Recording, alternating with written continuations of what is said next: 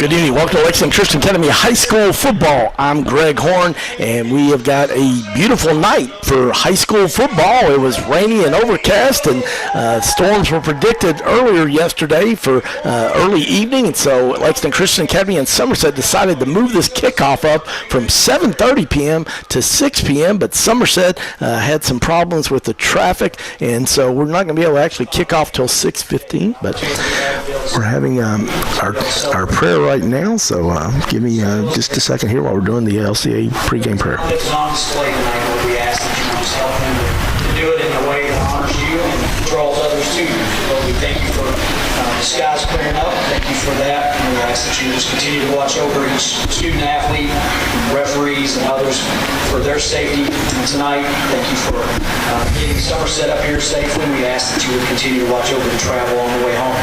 Lord, we love you. We thank you for your son and what he did for us on the cross. And in his name we pray. Thank you, Coach Alloway. And now, in honor of all the men and women defending our freedom, please stand, remove your hats, and face the flag as our national anthem is performed by LCA's choral director, Daniel Wesley. Oh, say, can you see by the dawn's early light what so proudly we hailed at the twilight's last gleaming, whose broad stripes and bright stars through the perilous fight o'er the ramparts we watched, were so gallantly streaming.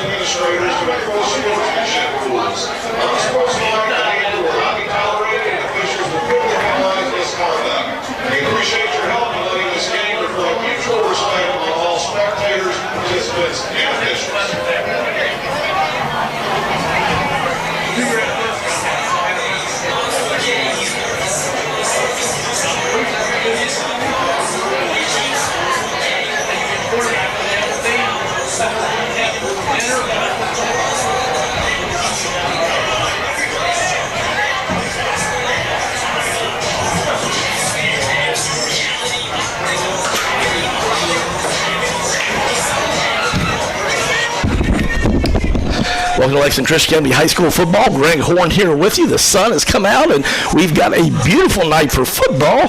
LCA 7-0, ranked number 1 in Class 2A, takes on big district rival Somerset, but it has been a tough year for the Briar Jumpers. The Briar Jumpers are 1-7, and unfortunately their only win was a COVID victory over Russell County back on August 27th, and Somerset just really struggling, lost 17 seniors to graduation and had several injuries, had some transfers, and it's just been a tough year for the Briar Jumpers of Somerset. But LCA has been clicking on all cylinders as LCA 7-0, the highest RPI, which is based on your strength of schedule in the state of Kentucky. That's all classes 1 through 6A, and that is so important. The reason I bring that up is because the Eagles want to have home field advantage throughout the playoffs, because whoever finishes second in that with Class 2A will have to go on the road to Mayfield, and nobody wants to go down to Mayfield, and so hopefully Beechwood's going to have to do that, and at this point they will, but that's why it's so important for the Eagles of LCA to keep on winning. Last week was an easy win for the Eagles as they went on the road to Springfield, Kentucky, played Washington County, and Washington County only had about 25 players, and LCA 41-0 at the end of the first quarter. The final score of the Eagles was 55-0. But kind of interesting, the University of Virginia had one of their assistant coaches there watching Xavier Brown, who's one of their commits, but at the end of the first quarter, with it being 41-0, he went to the offensive coordinator, Oakley Watkins, and said, Coach, I think you guys got this one. I'm going to head back to Louisville, because they were playing the University of Louisville the next day on Saturday. So Xavier Brown leading the way this year, the outstanding senior. He's got 8 touchdowns, 91 yards per game. He could easily have 150 yards a game, and yet just because he's a selfless guy, and there's so much talent on this LCA team. Averaging, though, this shows how great a season he's having, averaging 8 yards per carry. And when you're averaging 8 yards per carry, I mean, man, I don't care what level you're in, that is just tremendous. And so he's going to be exciting to watch at the University of Virginia next year, but he's leading the way. Jeremiah Riffle, transfer in from the state of West Virginia this year. He's having a really nice year. He's averaging 10 yards a carry.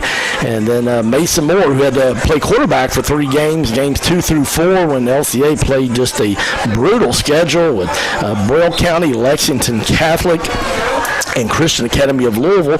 He is actually averaging 7 yards a carry, and so just lots of weapons in this LCA backfield. Mason Moore's got 5 rushing touchdowns himself, and then receiving, he's got another 5, so he's got 10 touchdowns to lead the Eagles in touchdowns this year. The amazing part is on the receiving end, Mason Moore averaging 23.5 yards reception on those 19 receptions. Xavier Brown is averaging 22 yards a reception, and Parker Cheney 18 yards. So these guys, just so much talent on this Eagles team. And Frankie Knight, I mean, I could go on and on.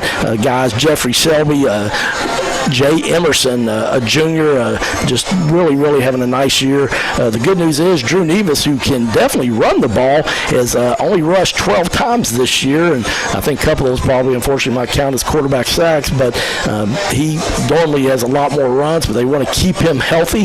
He got injured near the end of the Madison Central game, so trying to keep the QB1 healthy this year, and he's having a very solid year. 33 of 56, 656 yards, 8 touchdowns, and the best part for Drew Nevis, only 1 interception. So it's just a great year for him, and so we are excited to see what he can do tonight. Somerset just really struggling. They've got a junior quarterback, Josh Gross. He's thrown for 722 yards, but unfortunately 10 interceptions, but not getting a lot of time to run, pass, because he's running for his life. The O-line just really struggled, and Somerset just doesn't have much depth. They got a young team, and so just not your normal Somerset team. But for LCA, these 17 seniors, the theme of this year's season is the Leave No Doubt Tour, and that's what they are trying to do. Well, we've got 11 minutes to kick off, so we're going to send it back to the stadium for a 2-minute break, or to the studio, should I say, for a 2-minute break. You're listening to Lexington Christian Academy High School Football on Life 99.1 FM, WJMM.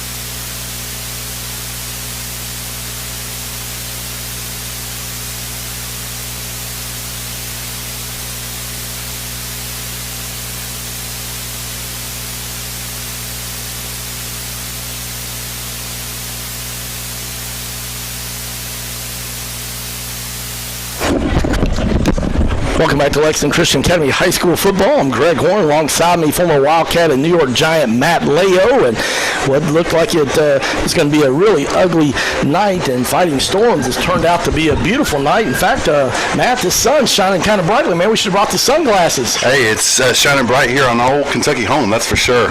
But tell you what, great to be back here in the booth with you, Greg, and looking forward to a conference matchup here with LCA and Somerset. Well, they've had some great rivalries over the year, and LCA won a state championship 2 years ago. Of course, their outstanding quarterback hire, Sharon, is now on the sidelines for both our former alma maters, the University of Kentucky. But this year is a big-time rebuilding year for the Briar Jumpers of Somerset. They are 1-7. That's a COVID win, and man, that's tough when you got a tradition of just winning a lot of football games. It is. You know, it's regrouping. You know, I think they lost a few players too, like you mentioned, to COVID and some transfers, and you know that old transfer portal. It's a big talk these days when it comes to, especially in college football. But you're seeing it happen in high school as well, and it is. You know, it's just a matter of rebuilding back up to their state championship status, which was just a couple years ago. Well, that is the goal for this LCA team. The theme for this year's team is the Leave No Doubt Tour. And last week, the Eagles started district play. They went on the road at Washington County. Washington County really down this year. They're short-handed football players, too. Had some challenges there with some injuries and COVID, and only 5 seniors on their team. LCA 41-0 at the end of the first quarter. And obviously, Matt, tonight's kind of the same scenario, but one of the things from talking to the coaches this week, they try to get their guys, especially the 17 seniors, not to focus just on the opponent, but about getting better themselves. Yeah, that just takes mental toughness, and I love the attitude and you know what we're hearing from the coaching staff at LCA about going in each week and the preparation. Because the old saying that I love, that I share so much, is about the separation comes in the preparation. So if you're ready, if you're going to separate yourself, not only individually, you know, improving, but also as a team, it comes in that preparation. So you know they've nailed down to really learning how to have perfect practice, and you know as you go along in the game of football at every level, practice, what you do between the games becomes even more important than the actual game. And obviously it's that preparation, the mental preparation, the film preparation, the studying, and then taking care of your body, and then really understanding the purpose of practice. People are like, oh, it's just practice. You hear the old joke with Allen Iverson, practice. But it is. It's why are you practicing? What's the purpose of practicing? And learning to really fine tune those twos, going out there and say, look, I'm going to dominate this practice. I'm going to take the leadership roles. I'm going to dominate it individually and bring everyone with me and really elevate everyone's ability and obviously the team's ability too, but really focus in the importance of practice and really what's the purpose of practice, not just going through, hey, I just want to get through this and go on with my day type of thing. But that's what separates, I feel like, really the elite of the elite as far as championship levels. I want to thank you for tuning in. You're listening to Lexington Christian Academy High School Football. You're listening on Life 99.1 FM WJMM, or you can listen online at WJMM.com. But tonight you can watch the game. We are on PrepSpin.com, so I want to encourage you to check out PrepSpin.com, or I believe you can catch us also on Facebook at the Lexington Christian Academy Athletics Facebook page. So lots of ways to watch the game or listen to the game. We're glad you joined us. Pre-game show brought to you by Chad Tyndall with Edward Jones. A lot of people think more about where they're going to try to take a vacation next year than they do about retirement. But if you think your retirement needs deserve some attention, check out Chad Tyndall with Edward Jones. He's located here in Central Kentucky, and it's easy to get in contact with him, and he'll answer any questions that you have. Just go to edwardjones.com. That's edwardjones.com, and type in Kentucky for agents and Chad Tyndall, and he will be glad to get in contact with you to help answer any questions that you might have. But we're going to take a 2-minute break, send it back to the studio. We are only 4 minutes away from kickoff. You're listening to Lexington Christian Academy High School Football on Life 99.1 FM WJMM.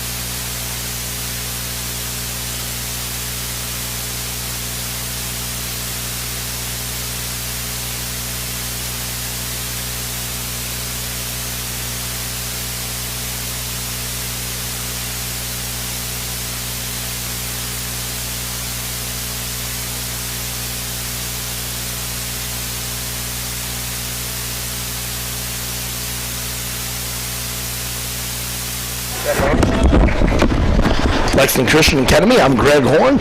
Lexington Christian Academy hosting Somerset in a district game. The Eagles and the Briar Jumpers, Matt Leo's favorite mascot, have had just some unbelievable games, and yet tonight not maybe going to be as competitive as possible. Anything is possible, but Somerset only 1-7, and that win was by a COVID victory against Russell County back on August 27th. Last week they played Danville, lost 41-21. The week before was at Hazard, 31-0. Played Williamsburg really close, 21-14. Corbin, which is a phenomenal football team.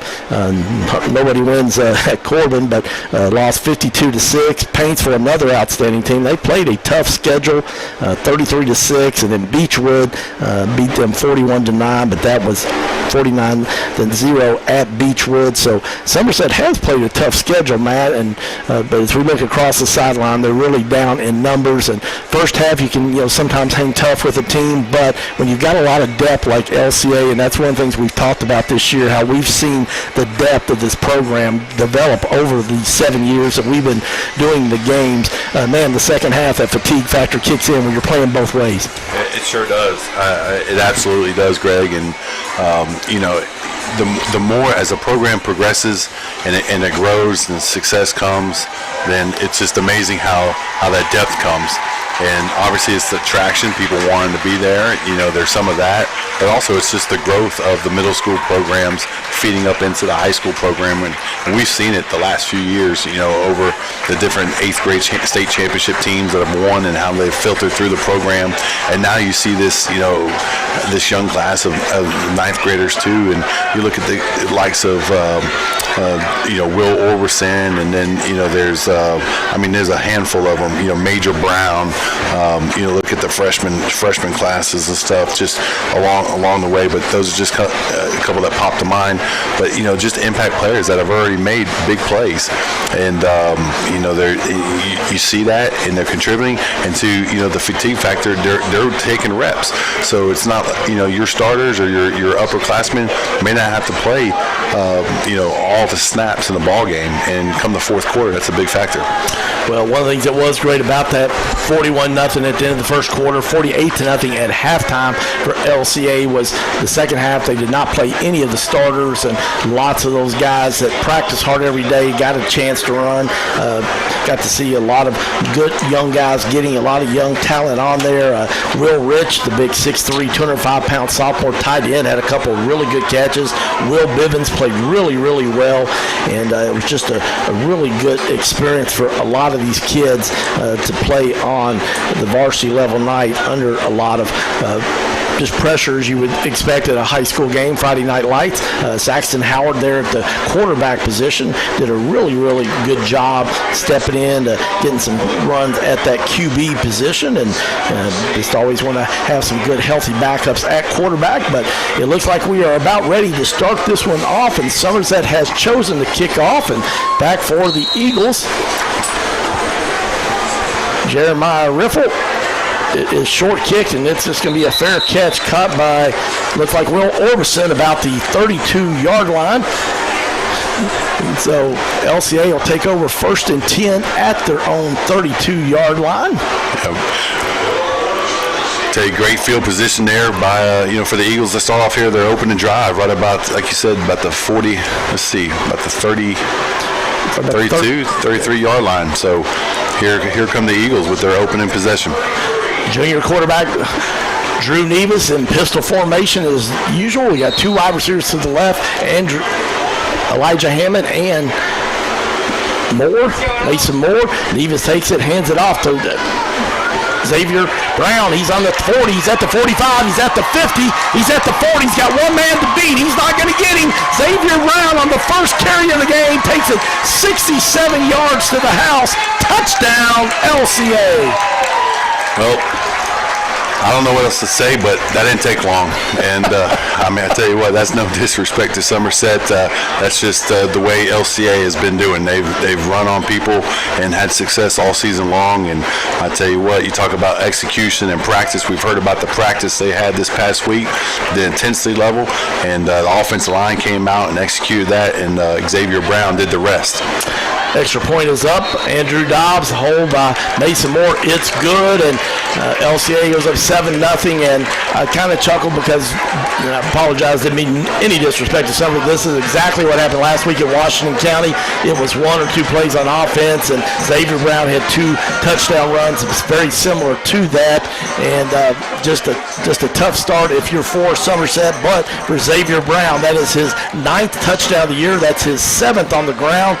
He's averaging 8 yards a carry. That's going to go up a little bit after that, 91 yards a game. But the thing we've talked about so much, Matt, with Xavier Brown is what a selfless guy. He could easily be averaging 150 yards a game. I just keep thinking about what he told the coaches at the beginning of the season. Obviously, the anticipation of him going to Virginia, and as far as now with the his commitment there is just the attitude of coaches. I'll do whatever I take. I just want to win a state championship.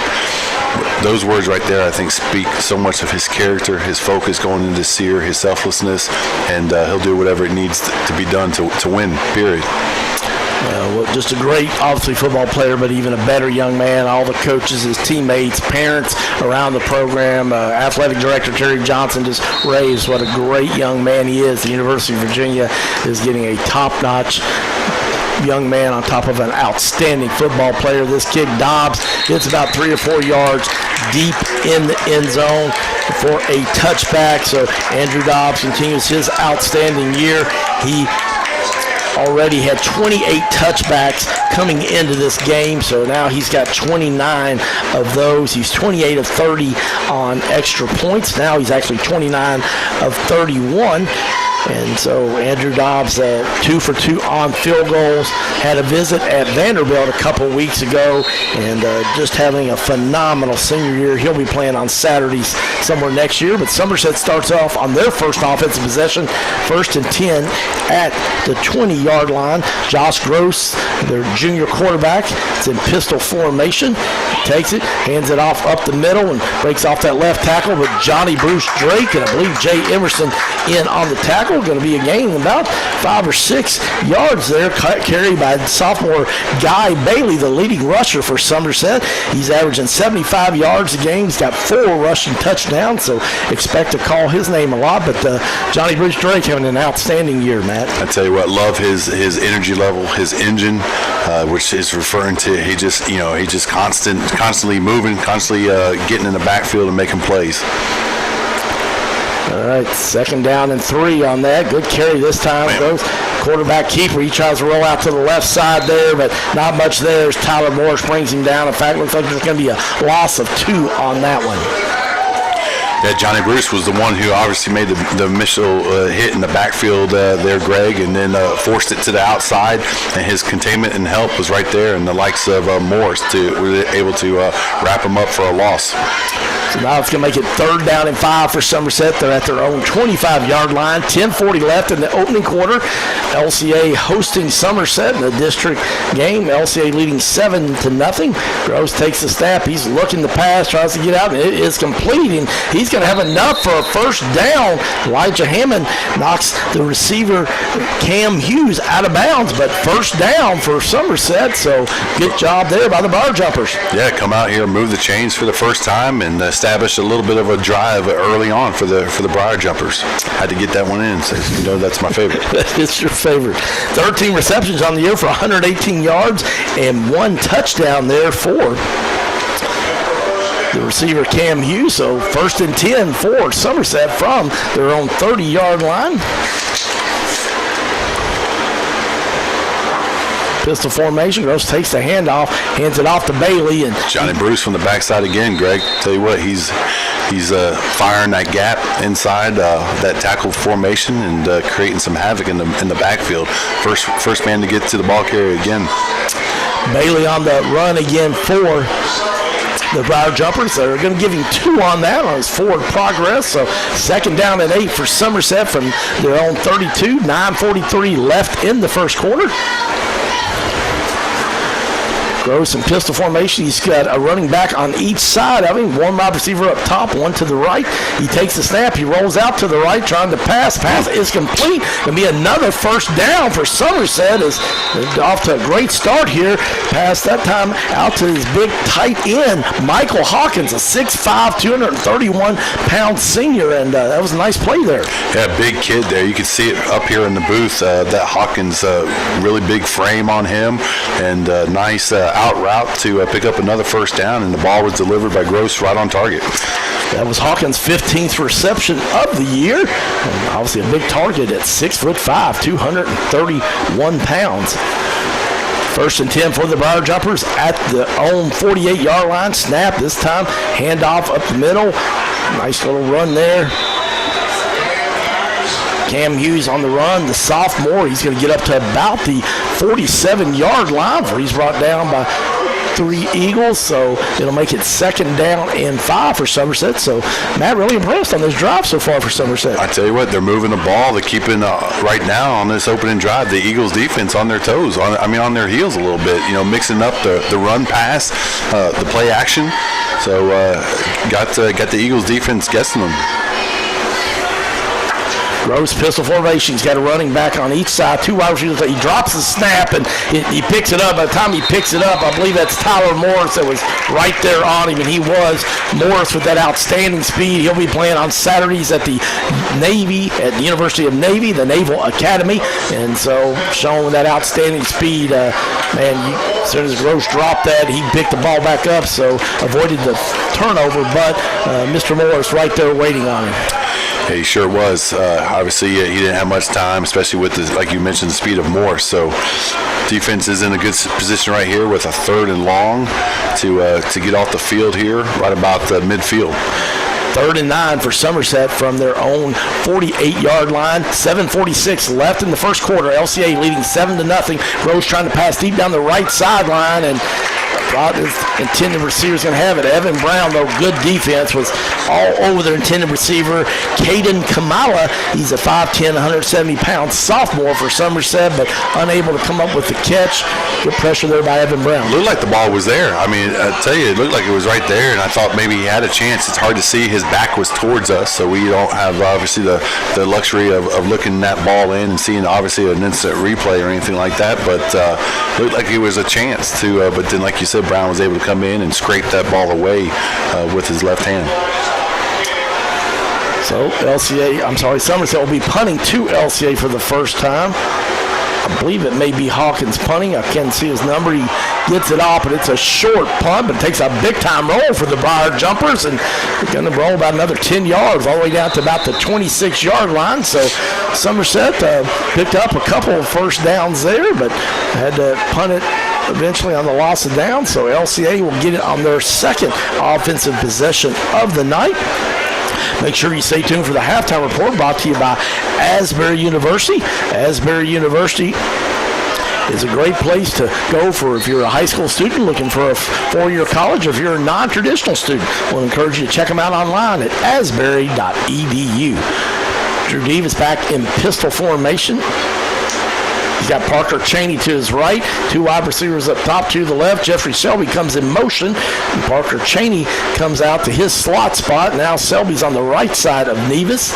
Nevis pistol formation, takes the snap, throws it out to the right side to Xavier Brown, and he catches it right at about the 30-yard line, gets upfield for maybe a couple more yards, so it'll be a gain of about 6 or 7. We'll see where they actually spot him down there, but so it'll be 2nd down and 3 for LCA, and obviously Xavier Brown, he had the handoff, 67-yard touchdown the first run, but now he gets a pass reception. Matt, the Eagles like to get the ball in Brown's hands as many ways as possible. No doubt about that. They've got to, get their athlete in space, and they find creative ways to do it all the time. This time handoff up the middle. Brown, big hole. He bounces off to the right. He's at the 45. He's at the 50, all the way into Briar Jumper territory, down at the 43-yard line. Oh, I'm sorry, Jay Emerson, number 32. So that's going to be a first down. Apologize, the big junior, Jay Emerson. We talk about Xavier Brown so much, I assumed that was Brown, but Jay Emerson, 1st and 10. Eagles no huddle offense. They're ready to roll again. Davis takes the snap, hands it off to Jeremiah Riffle. He breaks a couple of tackles and drags a couple of Briar Jumpers down to about the 40-yard line. And we talked about that Jeremiah Riffle averaging 10 yards a carry. Yeah, I heard about Riffle and Jeremiah, obviously, during this week as well, about their preparation, Jay Emerson and Riffle. We heard that from Coach Oakley, how well they've really fit into the run game and the way that they're really coming on here towards the middle to the end of the season. 2nd down and 6 for the Eagles. 6:06 left in the first quarter. LCA leading 7-0, hosting the Briar Jumpers or Somerset. Davis takes the snap. He rolls out to his left. Can't see his receiver. He's trying to cut back upfield, but Somerset does a good job. But got our first dirty laundry on the field as Nevis is brought down by Guy Bailey at the 41-yard line of Somerset. Matt, what is that dirty laundry? Yeah, unfortunately, it's a hold on the Eagles, so that's going to come back 10 yards. And just trying to extend the play. There was good coverage, obviously, by Somerset. Nevis had time as he rolled out, but was looking downfield. But the first guy was covered up. He checked down to the second guy in the flats. He was covered up. And by that time, the pursuit got to him. That's going to move it all the way back to LCA territory to the 48-yard line. It's going to be 2nd down and 18 for the Eagles. Clock moving, 5:43 left in the first quarter. LCA leading 7-0. Nevis pistol formation, trips to the left, but now Xavier Brown goes in motion. Then he circles back behind Nevis, and they hand it off to Xavier Brown. He goes up the middle, big hole on the right side, 45-30. Matt Leo says he's gone, and I believe he's a prophet. He is. Touchdown, LCA, 52 yards to the house. Xavier Brown, his second touchdown of the night. We just talked about unique ways they get the ball to him. Well, Xavier Brown came in motion from the short side of the field. What he did was basically a half circle around Nevis, who was in a shotgun formation, circled around him with his motion, and by the time he came to a stop, he was side by side and handed the ball off, hit off tackle. Line did a phenomenal job up front, and it was wide open. He was off to the races. Dobbs, the kick is up, and it is good. LCA leads 14-0. We're going to take a 1-minute break and send it back to the station. Your score, LCA 14, Somerset 0. You're listening to Lexington Christian Academy High School Football on Life 99.1 FM, WJMM.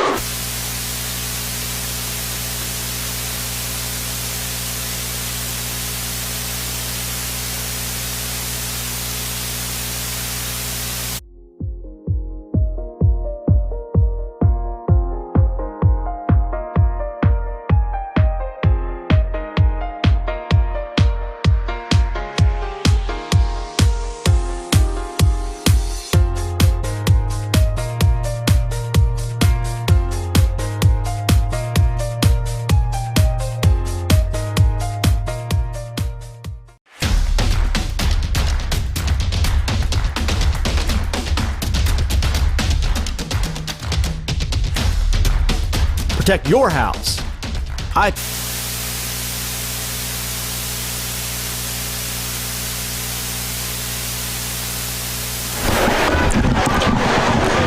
LCA up 14-0. Kickoff by Dobbs all the way right at the end zone, but Somerset brings it out of the end zone up to only about the 15-yard line before several Eagles in on there. Mr. Nichols around there. Somerset's going to start off at their own 15-yard line. 5:17 left in the first quarter. LCA leading 14-0. Somerset with their second offensive series of the game, and did a nice job of the last time they had. They got a couple of first downs and were getting into Eagles territory, and then had to punt. See what they can do this time around. Gross and pistol formations. Got Bailey to his right. Hands it off to Bailey. Nice little hole up the middle there, but LCA closes up that quickly as Chance McGahee and a guy that we call a lot, Mr. Selby. Tell you what, Jeff Selby coming through there, he's just solid, Mr. Consistency. You know what you're going to get week in and week out, and tell you what, he'll put a hit on you. That's for sure. Selby leading LCA in tackles this year, the leading tackler on the season for the Eagles, having another just outstanding year, plays both sides of the ball, does a great job blocking a lot, actually gets to run the ball occasionally too, just a really, really talented player for these Eagles. Snap. There's a fumble. Trying to take the handoff, and a little miscommunication there on the handoff there between the quarterback and Cam Hughes, the running back, but fortunately Hughes was able to fall on it. So, you know, Greg, sometimes when that ball gets on that grass, obviously we just had a tremendous rainstorm that came through, and obviously that ground is still wet, so the more that ball hits the ground, they're going to try to keep it dry with the towels, but it plays a factor. It makes it 3rd down and 7 for Somerset from their own 18-yard line. 3:57 left in the first quarter. LCA leading the visitors from Somerset 14-0. Gross in pistol formation. He takes a stab. He's looking to pass, trying to go deep down the right sideline, but good coverage there. Elijah Hammond running stride for stride with the intended receiver, Cam Hughes. So on the incomplete pass, that'll go over on, or I should say that Somerset's going to decide to punt, and looks like Hawkins going to be back there for his second punt of the night. Back for LCA is Evan Brown at midfield. Evan Brown, a junior. Those of you wondering, yes, he is the brother of Xavier Brown, and Evan Brown has outstanding speed. And next year, when these class of 17 seniors graduate, expect Evan Brown to get a lot of touches. LCA almost blocks the punt, but Hawkins able to get it off. Brown calls for a fair catch, but he fumbles it. And unfortunately, the Briar Jumpers recovered. So if you're an LCA fan, and we're the LCA radio network, so glad you're listening with us. But unfortunately, Brown, he did try to go in there and field it. Took a lot of courage to do that, but talked about the ball being wet and unfortunately not able to hold on to it. And the Briar Jumpers, 3 of them just pounded on it. So first turnover game goes to Somerset, 1st and 10 at their own 49-yard line. Yeah, big break there for the Briar Jumpers there to get the ball there on that fumbled fair catch there by Brown. But tell you what, LCA's defense, you got a sudden change. You got a chance to come out here and make a statement here once again.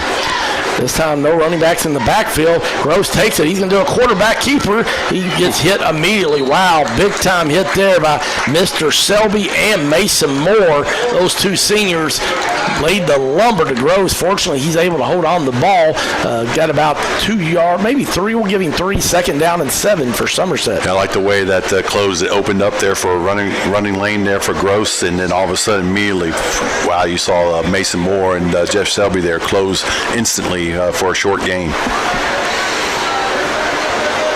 Clock moving. We're now at 2:59 left in the first quarter. Somerset 2nd and 7. They're in LCA territory, though, after that carry by Gross. At the 48-yard line, Gross takes the snap, hands it off to Bailey, and he tries to sweep to that left side, but great penetration there.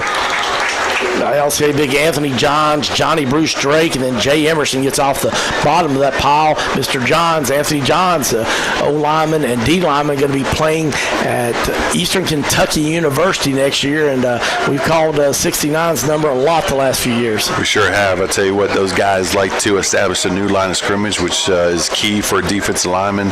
But you're right. I tell you what, Anthony Johns up front and Emerson, Johnny Bruce, all penetrating, making plays in the backfield. Tyler Morris on the left defensive end side, just trying to get in there quickly, creates pressure, but Gross gets an interception by Mason Moore at the 45-yard line. He may take this one all the way back. He's at the 20, 10, 5, touchdown. Mason Moore with the interception return. Eagles go up 20-0, and not the first time that we've seen that happen this year. Mason Moore, he had one last week against Washington County as a pick 6 and returned it back for a touchdown, and Miami of Ohio is going to be getting an outstanding football player next year. But looks like, do we have some dirty laundry on the field, Mr. Leo? I'm not sure exactly, but looks like something. We're going to get a call here by officials. There is a flag down, and I think it's a hold. So it is. I think it's going to remain LCA's ball, but I think there was a hold on the return. So unfortunately for Mason Moore, and that touchdown will be called back here, and I think they'll start right about midfield. Well, that was Mason Moore's 3rd interception of the year, and he returned one last week against Washington County for a touchdown, but unfortunately with the penalty, LCA will still Mason's just always in great position, great shape. I mean, he knows where to be, and he studies. He's a student of the game, been watching film since he was probably 2, and again, in a great spot, read the quarterback, came up with a great interception. LCA is going to take it on 1st and 10 from the Briar Jumpers 49-yard line after the interception. Davis pitches it on the right. Frankie Knight, outstanding speed. He's at the 45-40, trying to break through some tackles. He does. He's at the 25. He's at the 20, all the way down to the 12-yard line before he's tackled. But unfortunately, it's coming back. There's a hold again. On the outside, they really had a different look. It was called a swinging gate is what that's called. And when basically the entire offensive line is on the left-hand side of the center, there's a motion call, the entire line will swing that gate on the right-hand side of the other center, and that was the unique play that we got to witness here, and you can see there on PrepSpin on the broadcast. But that was again another unique call that unfortunately is coming back here with that dirty laundry. Well, that's one of the things that LCA had done a lot better the last few games. Really improved on not committing a lot of penalties, and turnovers and penalties obviously can sabotage a great team, and they've done really well the last few games, but unfortunately 2 big penalties on these last couple plays here. This time Nevis trying to go deep down the middle. Mason Moore, he's got it at the 20. He'll take it in. Touchdown, Mason Moore. 59-yard touchdown pass from Nevis to Moore.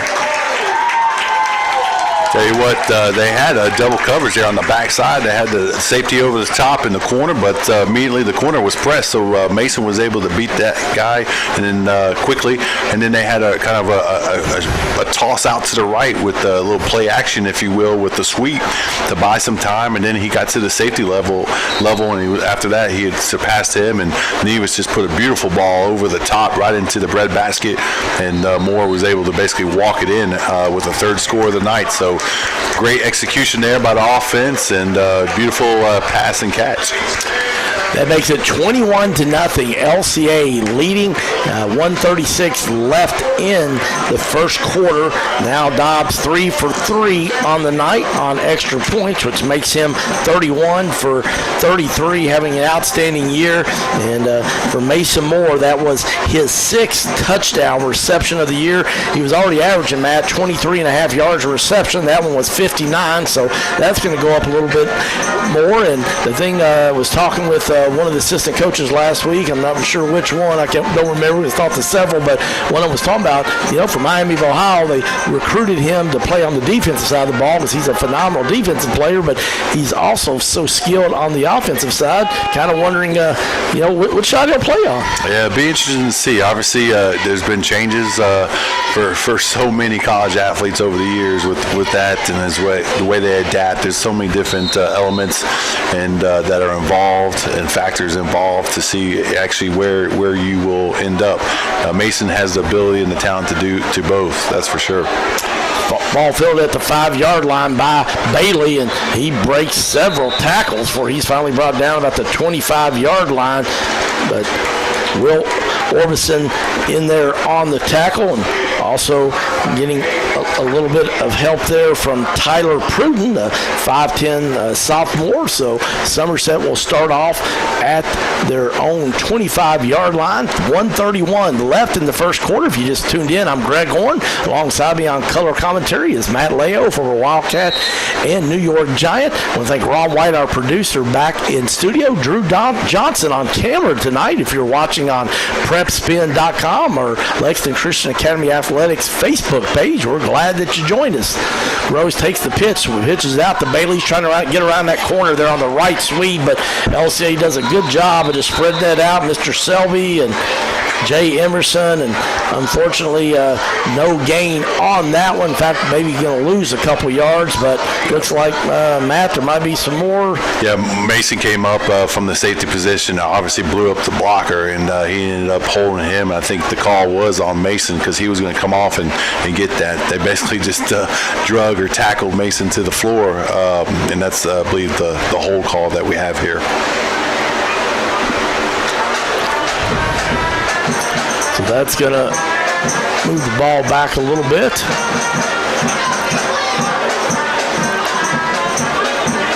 Talked a lot about the D-line and the O-line of LCA doing a great job. Luke Hall, the center, had a visit to Western Kentucky University last week, and he will be playing, I believe, on Saturday somewhere. So you had 2 fouls there on the play there, Greg. One was illegal hands to the face. The second one was the holding call, but looks like they declined the holding, took the illegal hands to the face, and they're moving back even further. Yeah, this one's going to move it all the way back to the 11-yard line of Somerset, and it's going to make it first down and about 20, almost 25 yards for for Somerset. On the 11, they've got to get all the way up to their own 34-yard line, so 23 yards. First and 23 for Somerset. Handoff this time. I believe that's Bailey. He tries to go off left tackle there, but just not much there as the Eagles D-line doing a really, really good job. Guy that's been getting a lot of playing time on the defensive side on the line is big Ethan Lunsford. He's a 220-pound junior and been practicing really well and playing really well the last few weeks for the Eagles. Trying to build that depth up for when they do start the playoffs. Personal foul, though, this time on LCA. Yeah, that was I'm going to pass on the comment on that one. That was a rough call there, but it was another 15 yards there for Somerset on just a little extracurricular activity. Very diplomatic, Mr. Leo. Proud of you there. It's good. All right, so Somerset's going to get a first down there on that. Actually, it's going to make it, second down. We won't make it an automatic first down. We'll make it second down, but they've only got to get 7 now. That puts the ball at their 27-yard line. They need to get to the right between the 34 and 35-yard line to get a first down. Clock moving, 55 seconds left in the first quarter. You're listening on radio, LCA hosting Somerset, leading 21-0. They try to run it off the left tackle there, but just a plethora of Eagles there getting in on that. Elijah Hammond, Big Anthony Johns, Mason Moore getting up from the bottom of the pile, Tyler Morse. And you say this, Matt, and LCA does well. I like to see a lot of hats around the ball. Yeah, I love to see hats swarming. That just means obviously there's intensity, there's team speed, urgency to get to the ball carrier. So when you see those hats flying and you see multiple hats around the ball carrier, that's obviously a huge and a big positive for any defense. Make sure you stay tuned for the halftime report brought to you by Asbury University. They've got, if you don't want to have time to drive down, even though it's only about a 15-minute drive from the LCA down to Asbury, you can take a virtual tour online at asbury.edu. Lots of pressure there, and he's going to be brought down after the sack. Tyler Morris gets in and gets another sack. He's already leading LCA with 5 sacks this year. Now he's got 6, and Tyler Morris, just an outstanding football player, and that's going to end our first quarter. So we're going to send it back to the studio for a 1-minute break.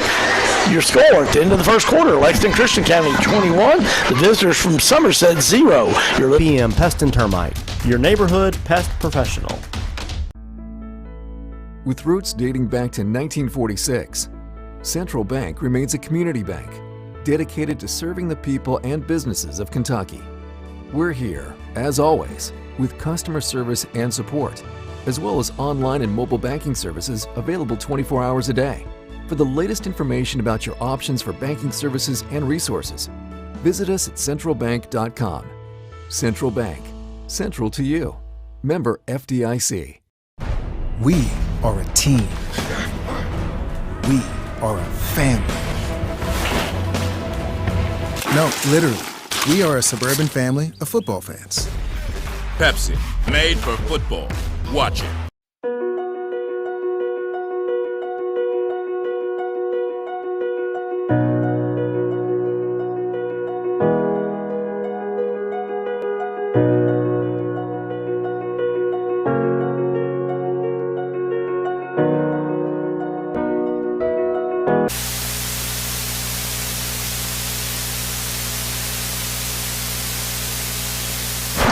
Welcome back to Lexington Christian Academy High School Football. I'm Greg Horn, alongside me, Matt Leo.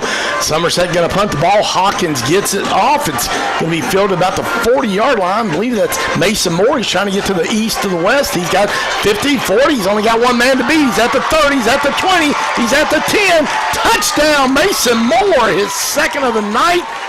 But unfortunately, they got a yellow flag right on the blocking part. That's going to cost LCA a touchdown there, and Yeah, coaches saw it right there. The coaching staff is not happy about that one, but just something that did not need to happen. It's one of those that had no impact on the play, and those are the ones that just really drive you crazy. But lessons learned, and it happens. But you hate that, especially when the result is 6.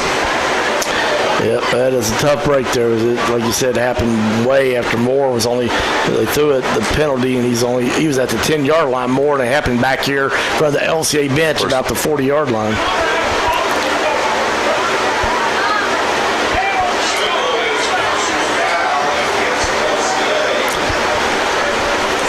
So they're actually going to call it a personal foul, but see where that moves it back. 21-0 LCA. If you're listening on the radio, 11:43 left till halftime. The Somerset Briar Jumpers visiting the Eagles of LCA. Somerset 1-7, LCA 7-0. It's going to move the ball back to the 40. It looks like to me about the 42-yard line. So LCA will start out there. See what offensive coordinator Oakley Watkins has got dialed up. Assistant coach Evan Wright up top, calling down what he sees from the sky view up on top of the press box. These guys do a great job there.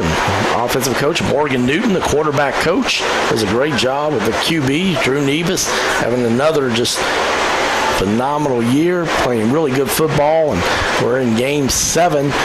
And he has only thrown 1 interception. Of course, was out for a few games with an injury, but still, as many times as LCA throws the ball, to just have 1 interception. Really, really solid year by Nevis. Hands it off to Jay Emerson. Big hole up the middle. Midfield, 45, 40. He's breaking tackles left and right.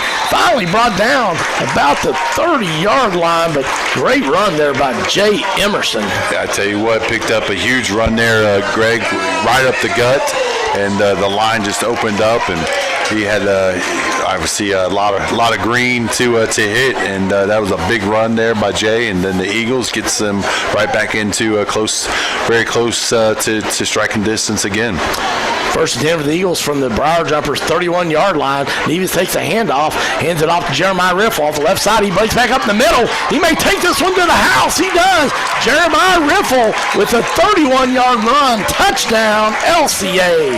Yeah, Riffle there, 2 plays thereafter. Obviously, the punt return by Moore that was called back. You had Jay Emerson on that drive, the huge gashing 35-yard run, and then Riffle to again with another 30-yard run to snap off that drive. So they didn't waste any time to get that touchdown back.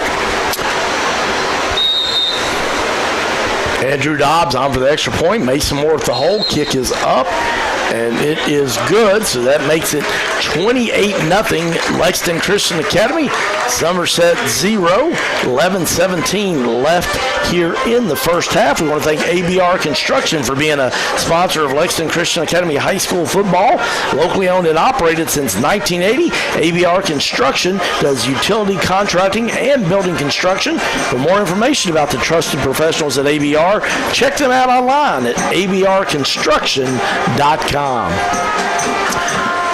Well, one of the things, if you're head coach Doug Charles, is just doing a phenomenal job, 27-4 in his 3rd season as the LCA coach. And, man, what a great job Coach Charles has done. And he's got to be happy with what his team has done here in the play so far, just a little over 1 quarter of play.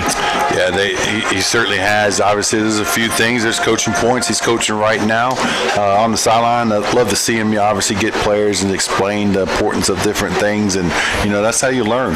And he's done a phenomenal job. Can't say enough about Coach Charles and the coaching staff here that he has underneath him in this program. Been really fortunate to have these coordinators that he has and the staff here. And obviously has been a huge factor of why they've been so successful with that 27-4 record. Well, that kick is going to go about 5 yards deep in the end zone. That's going to be a touchback there.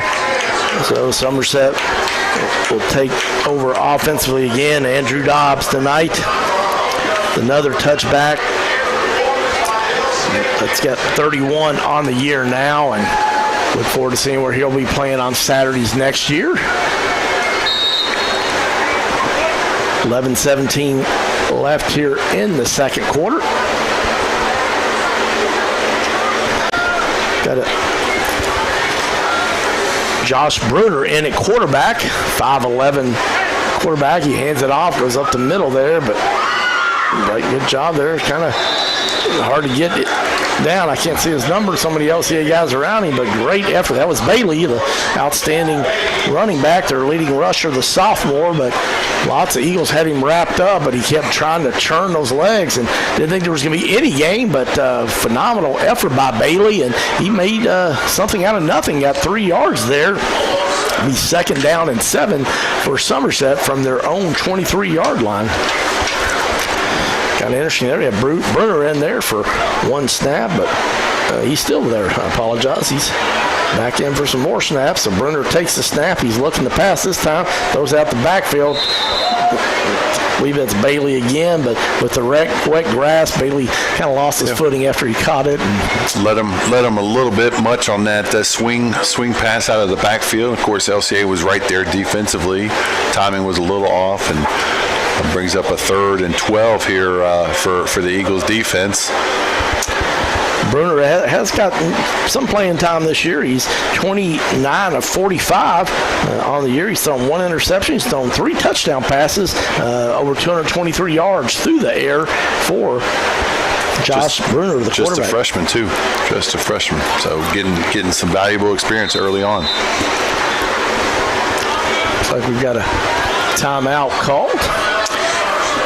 We thank Center Point Christian Church for being a sponsor of Lexington Christian Academy High School football. Do you have questions about God? Are you looking for a church community? Why don't you visit Center Point Christian Church this Sunday? They're located in Lexington off Leestown Road in the Masterson Station Park area. They've got 2 services each Sunday, one for the early risers, 9:30 a.m. If you like to sleep in, take your time. They got a 2nd service at 11 a.m. Center Point Christian Church, helping people find and follow Jesus. For more information, check them out online at myseapoint.com. That's myseapoint.com, and that's point with an E. This time Hawkins trying to do something, but man, just nothing there. LCA, great pressure there. Big Lunsford in there right in his grill. Selby. Lots of Eagles making havoc, and big Wiles Johnson, 6'3", 220-pound senior, getting in on there too, creating some pressure, Matt. Say, hey, we want to get some stats up here and, get as many tackles as we can. It's a rush. It's, that's how you get better. Obviously, given the score here, 28-0 early on in this ball game, everyone's getting a little hungry there. And, if you're LCA, you do want to get some guys in the second half if the score stays the same to get that experience and give some guys some rest. And that is the hope if you're LCA here tonight. Somerset here, you're looking to just grow. You're talking about that program here. They're in the hole early, and, they've had a transition time here, but sometimes, you got to have these games. And you remember, here's the thing about it. If this game goes as it is, if you're Somerset, you're young guys, those freshmen, you remember these games. And that's what drives you. You're like, we don't want to have that feeling. That's just the reality. That's the truth. And, growing up playing as much as high school I've had, been in games like this on the flip side where it's just rough. And you remember that. You're like, never again. And it drives you to grow that program back up to where they were. All right, back to action. Xavier Brown with a handoff. He's down the sideline, and he's going to be down to about the 12-yard line. But unfortunately, we've got another flag on the play, and that's the one thing I did talk about. Coach Charles will be happy with the score, but all these penalties, especially if this one's on LCA, we'll wait and see what the signal is. But Brown returning the punt there. And looks like they are going to mark it off on LCA. I did not see a signal. It will definitely be addressed at halftime. It just seems obviously, you get a little lax. You try not to, even though, we talked about the week and the preparation, how clean they want to be. But you got to come out here and, perform that too. And yes, it's a little difficult when the game's lopsided like it is right now so far. But that's where the mental aspect of you have to be mentally tough to clean up the game and take away the penalties, which have eliminated some scores already. Nevis in pistol formation, got Tyler Morris to his left. He hasn't played a lot of offense this year. So many weapons. Low snap. Nevis fakes it to Morris, looking to pass deep down the right sideline. Xavier Brown wide open, but then the defensive back from Somerset pass just took a little while to get there, and good recovery there by Somerset defense to break it up, or that would have been another touchdown for Xavier Brown. Yep, trying to strike early over the top, and it was good. It had a couple misdirection things in the backfield with the motion, and then the fake toss, basically a play action look for the defense, and trying to catch Brown on the short side of the field here going deep. Hayden Dick and Josh Gross were back there in coverage for Somerset, but on the incomplete pass, 2nd down and 10. This time they hand off to Jay Emerson, but we've got a whistle, and as soon as Emerson handles it, is handed the ball, that's going to stop it. And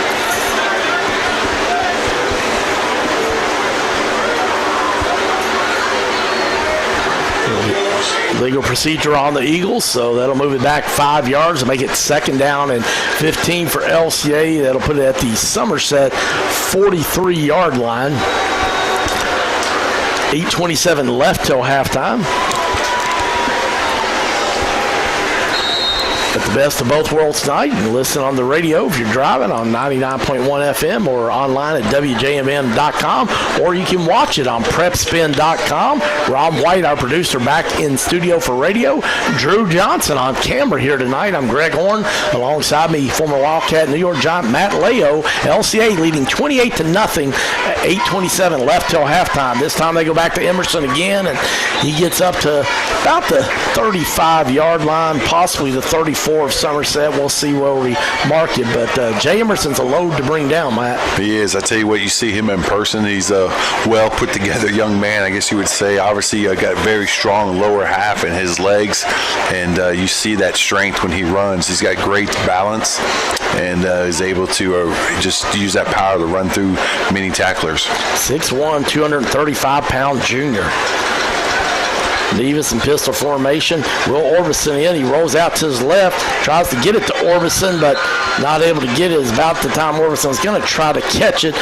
Gross comes up and laid the hit on Orbison that enabled him to not be able to hold on to the ball. So on the incomplete pass, that's going to make it 4th down and 8 for LCA from the Somerset 35-yard line. So see what the Eagles do. Nevis has done some pooch kicks this year, so that's always an option. He's done 4 of those this year and actually averaged almost 30 yards. Looks like the way they're set up offensively, we're gonna run an offensive play, but I've been fooled before. Looking to go deep down the right sideline or in the middle. I apologize. I think it's Mason Moore. He had Xavier Brown on the right, Mason Moore in the middle, but led him just a little too much. Yeah, just put a little too much air underneath that one. Had him. Mason was behind there. He was there. He was beat, but just a little overthrown. So that's a tough one. You had him, and just frustrated. With yourself, like any quarterback would be. You see it last night. You see even the GOAT has those, and it just burns at him. So that's just the competitiveness. But anyways, missed an opportunity right there, and brings up the defense here with a first and 10 situation for the Briar Jumpers. They'll have it 1st and 10 at their own 35-yard line. 7:38 left till halftime. LCA leading the visitors of Somerset 28-0. I want to thank Culver's for being a sponsor of LCA Football. Great place to go grab one of those delicious butter burgers or cheese curds or crinkle cut fries. Of course, got to finish the meal with some delicious frozen custard. Culver's, welcome to Delicious. This time on the run, Somerset goes to the right side there, but not much there as Cam Hughes on the run, but looks like he's going to be right at the line of scrimmage. No gain on that one.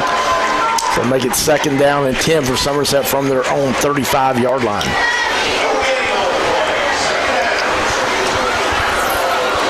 Next week, LCA will host Danville. And then they finish the year at Henry Clay. So hard to believe, only 2 games left after this one. This time, Tyler Morris spends a lot of time in the backfield, and Bruner just didn't have a chance there. As Tyler Morris all over him quickly. Going to be a loss of 1 on that one, so it'll make it 3rd down and 11 for Somerset. Clock moving, 6:37. It's raining late afternoon, then we had the delay in the game as Somerset couldn't get here till 6:15, and then the sun was out. It was beautiful for a while. Now getting kind of cloudy, overcast. They got the lights on here at LCA, but a beautiful night for football. Pretty good crowd for the weather being the way it's been, and homecoming for LCA. This time Somerset offensively trying to go deep down the left sideline there, but pass incomplete there. LCA make it 4th down and 11 for Somerset. Sent on their punting team, Xavier Brown and Mason Moore will be back about the 45-yard line of LCA for the return.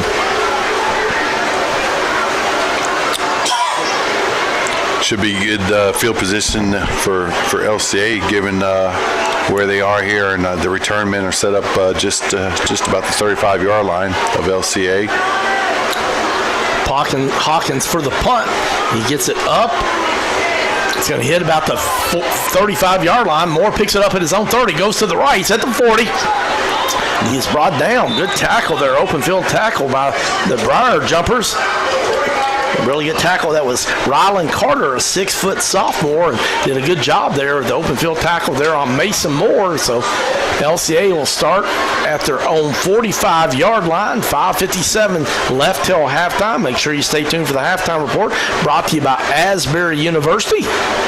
Make sure you take advantage of that virtual tour that they offer. You can check that out online at asbury.edu. That's asbury.edu. Well, let's see what Evan Wright's called down to Coach Oakley Watkins. Doug Charles, the head coach, talking to Oakley Watkins right now. So see what those guys have got planned for this series. Nevis, pistol formation, fakes it to Selby. Nevis on the quarterback keeper. He's got a big hole. He's in midfield. He's at the 40. He's at the 30. One man to beat, and he knocks him out of bounds. I believe that's Gross for Somerset that knocks it out, but Drew Nevis flashes of that. We saw that a lot last year, Matt Leo. Yeah, a little just counter option right there with Nevis, and he, obviously you're kind of riding that you're reading that in lineman, and he kept it and was able to break through with a huge run for the Eagles. Low snap, but Nevis tries to get it off. I believe it was Brown, but mishandle there, and fortunately LCA able to fall on that and recover that. That almost was disastrous there. I tell you what, the ball's touched the ground here a couple times here in the first half, so I guess contribute some of that to the weather. But right there, it looked like it was definitely a little miscommunication. Well, that O-line, Anthony Johns, Carter Gillespie, Luke Hall, Grant Vaught, Garrison McKinney, they have done a phenomenal job this year. And Grant Vaught, he's got some college opportunities there. We talked about Anthony Johns, Luke Hall. We talked about visiting at Western. Jeremiah Riffle on the handoff. He's going to take this one to the house. Touchdown, LCA. Jeremiah Riffle with a 16-yard touchdown run. Gets the Eagles on the board. His second touchdown run of the night. Had a 31-yard touchdown run earlier. So the junior from the state of West Virginia, first year on the LCA football team, has got 2 touchdowns. That makes it 34-0 LCA. 5 minutes left till halftime. Dobbs on for the extra point. Mason Moore will be holding. Yeah, beautiful run off tackle there by Riffle. Great job out of the line to extend those blocks, and he was able to make a couple nice moves and cut up field for the score. So great run there by Riffle. We've been fortunate to have Coach Watkins give us some insights and some pearls, if you will, some tips and stuff going into each week, and just phenomenal job I think Coach Watkins does with preparation. And one thing he mentioned this week was about the emergence of Jay Emerson and Jeremiah Riffle. Those two young men, the way they've come into the season this year, and talked about it a little earlier, but really have done great and have been great contributors, especially in the run game offensively. Well, so much talent on this LCA team. He said one of his biggest challenges is he just wants to try to get as many opportunities for as many of those guys to get touches. And Jeremiah Riffle, Jay Emerson, the juniors, and of course you got Xavier Brown, Jeffrey Selby, the seniors.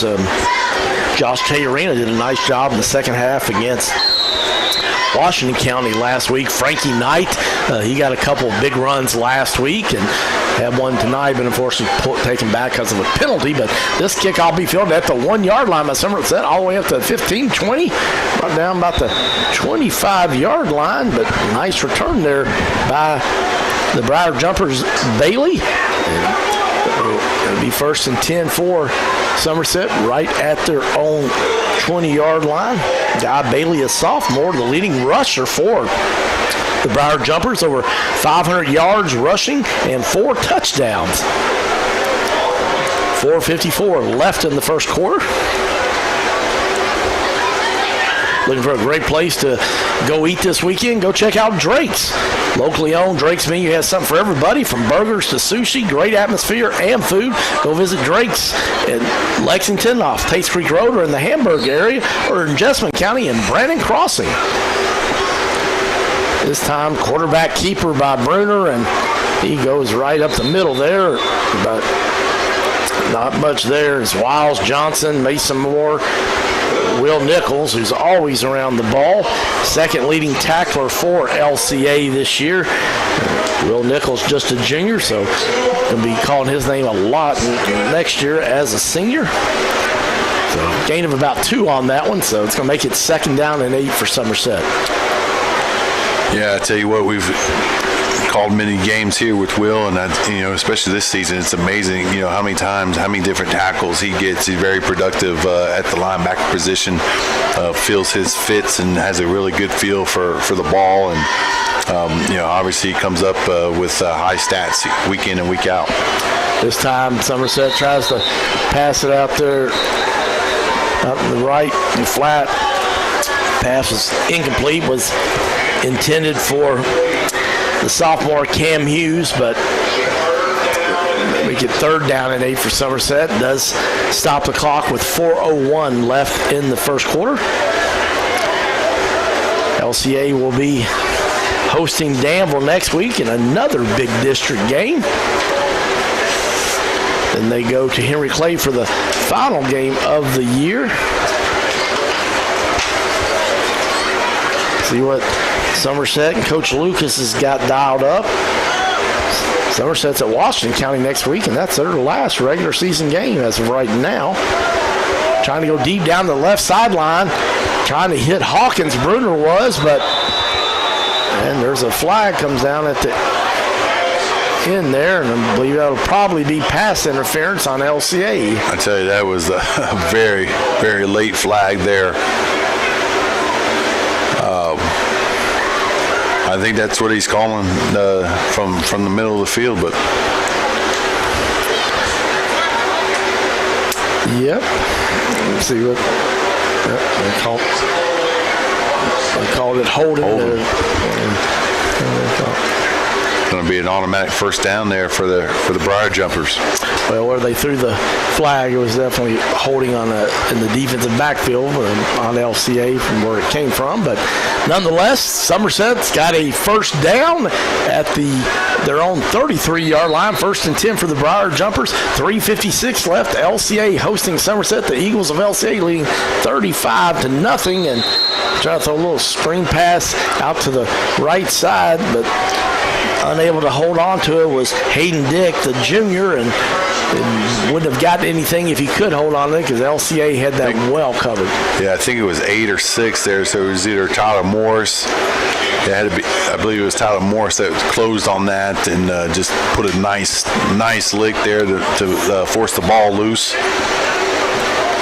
And brings up second down. Second down and 10 for Somerset from their own 33-yard line. This time the handoff goes right up the middle to Bailey and Jeffrey Shelby, Johnny Bruce Drake, and Big Anthony Johns, all three just waiting on him. And sophomore Bailey runs hard, but he just did not have any room anywhere to go. Give him one on that one. Good effort by Bailey, but that's going to make it third down and 9 for Somerset. Yeah, Wiles Johnson getting in there as well, making a play there for the Eagles. Big 65. Yeah. Apologize. I believe it was Wiles instead of Anthony. So used to call him 69, Big Anthony Johnson. So Wiles Johnson playing a lot tonight and playing well. Yep. Bruner's getting a lot of pressure. He goes up the middle. He's going to run it.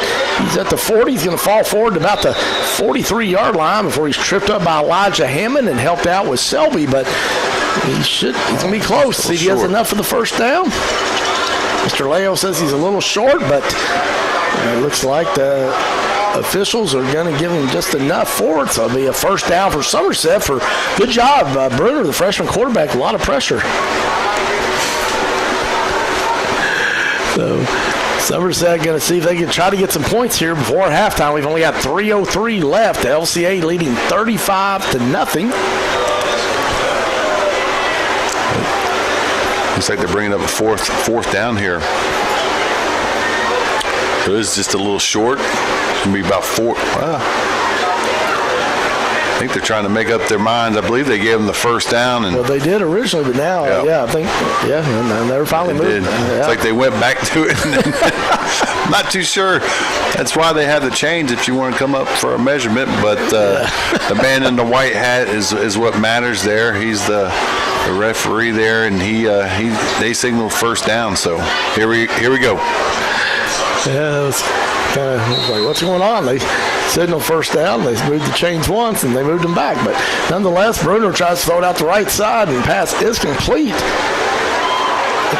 It's Bailey. He gets up to about the 45-yard line where he's brought down. It is Bailey, and we got some extracurricular activities going on after the play. Some flags come in, so probably be personal fouls on somebody. I'm not sure who, but officials will sort that out. Does stop the clock with 2:53 left.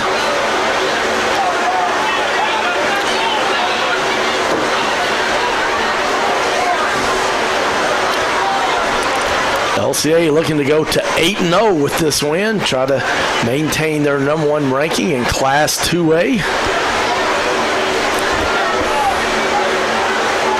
Last week the Eagles won 55-0 at Washington County. Waiting on the call from the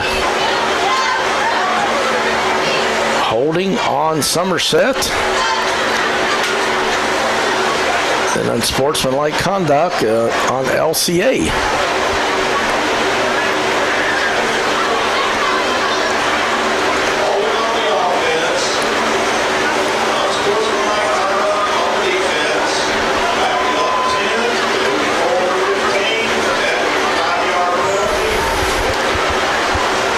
Somerset will get 5 yards off of the unsportsmanlike conduct penalty there on LCA. That's going to put it right at midfield. So if you're Coach Lucas or Somerset, man, you would love to go into the halftime with some points, Matt. Absolutely. And, if you're LCA there, you've given up some opportunities here with some sloppy play to extend that lead here before half as well. Bruner trying to go deep down the right sideline, and wide receivers got the catch, but they throw a penalty flag down either way. So pass was caught at the 28-yard line by Caden Samala. Outstanding catch by the sophomore, but there's a penalty down too. I can't tell if they marked the catch good or if he was out of bounds. He was right at the sideline. Yeah, he far guy linesman did signal for a catch, so it was good. And I think you're going to have, I think it was pass interference So the catch is going to stand. I believe that's going to be the final outcome. Getting a little slow here, getting a little sloppy, that's for sure out there, Greg. Obviously, Somerset declines the pass interference call against LCA. They're going to have it 1st and 10 into Eagles territory at LCA's 30-yard line. 2:48 left till halftime. Greg Horn alongside me, Matt Leo. I want to thank Ron White back in the WJMM radio studios, and got Mr. Drew Johnson on camera if you're watching on PrepSpin.com or on the Lexington Christian Academy Athletics Facebook page. Snap. Bruner's got it. Lots of pressure. Tyler Morris, and Bruner does a good job holding on. Big Wild Johnson's was in there too, and Johnny Bruce finished him off. Yeah, all three of those guys have been really active tonight. Wiles Johnson, love his frame. He's moving around, like you said, creating a lot of havoc back there. Johnny Bruce doing his thing, and of course Tyler Morris with his speed. But I tell you what, that ball was out there for a while. It was amazing that Gross was able to hang on to it, but he did.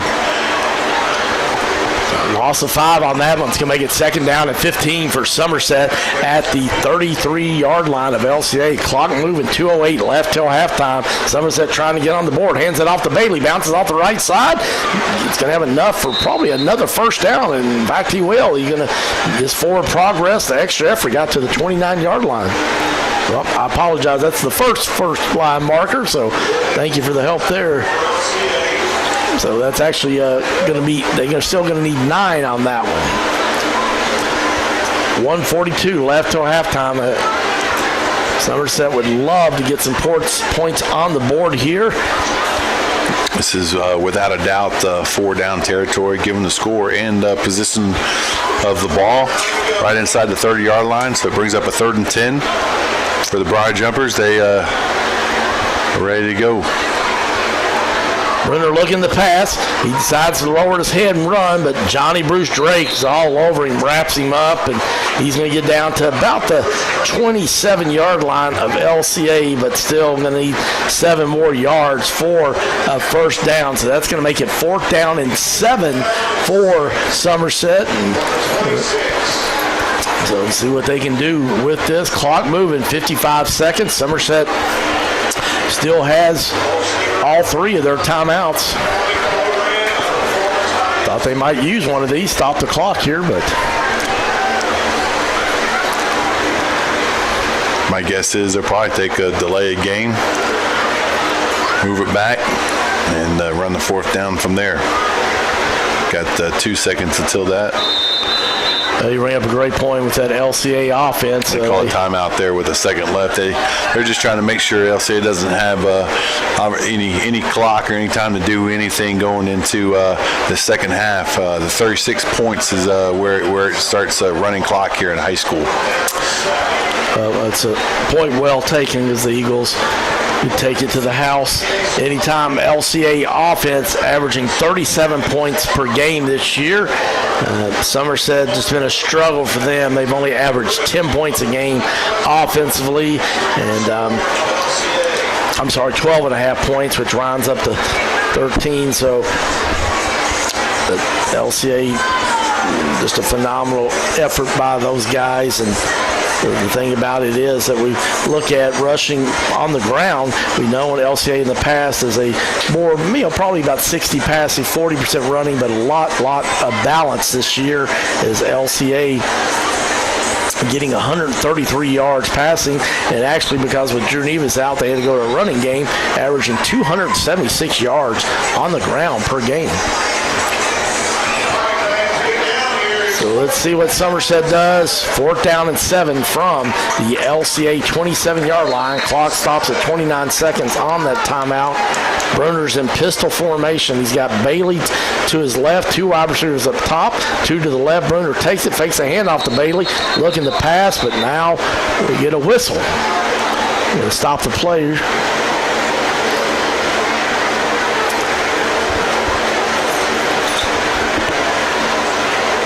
Going to be a legal procedure on Somerset, so unfortunately that's going to go from a 4th and 7 to a 4th and 12 for the Briar Jumpers. And the only positive thing there was that 3 more seconds went off the clock there for Somerset, but I think LCA does have a timeout. So if this play, they'll probably be left with maybe around 20 seconds, which obviously with that offense is enough.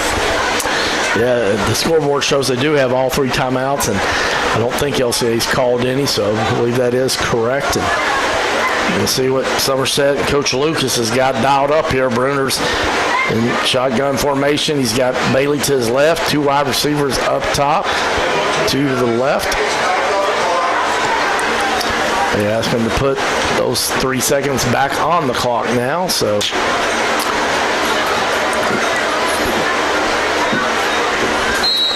now we're ready for action. And we've got another penalty. I believe it's going to be illegal procedure on Somerset again. What this is doing too, and this obviously is not what Somerset wanted and drive the coaching staff crazy, but you are shortening the field for LCA if they do not pick this up as well. Offensively speaking, if they get the ball and they have a chance to, you just gave up 10 yards. Well, that one's, I just called that one on LCA. Had to be someone in the neutral zone. Okay. Oh, I stand corrected. So that's going to move it back to the 27-yard line. So it flip-flopped back and forth there. Fourth and 7 now for Somerset from the LCA 27-yard line.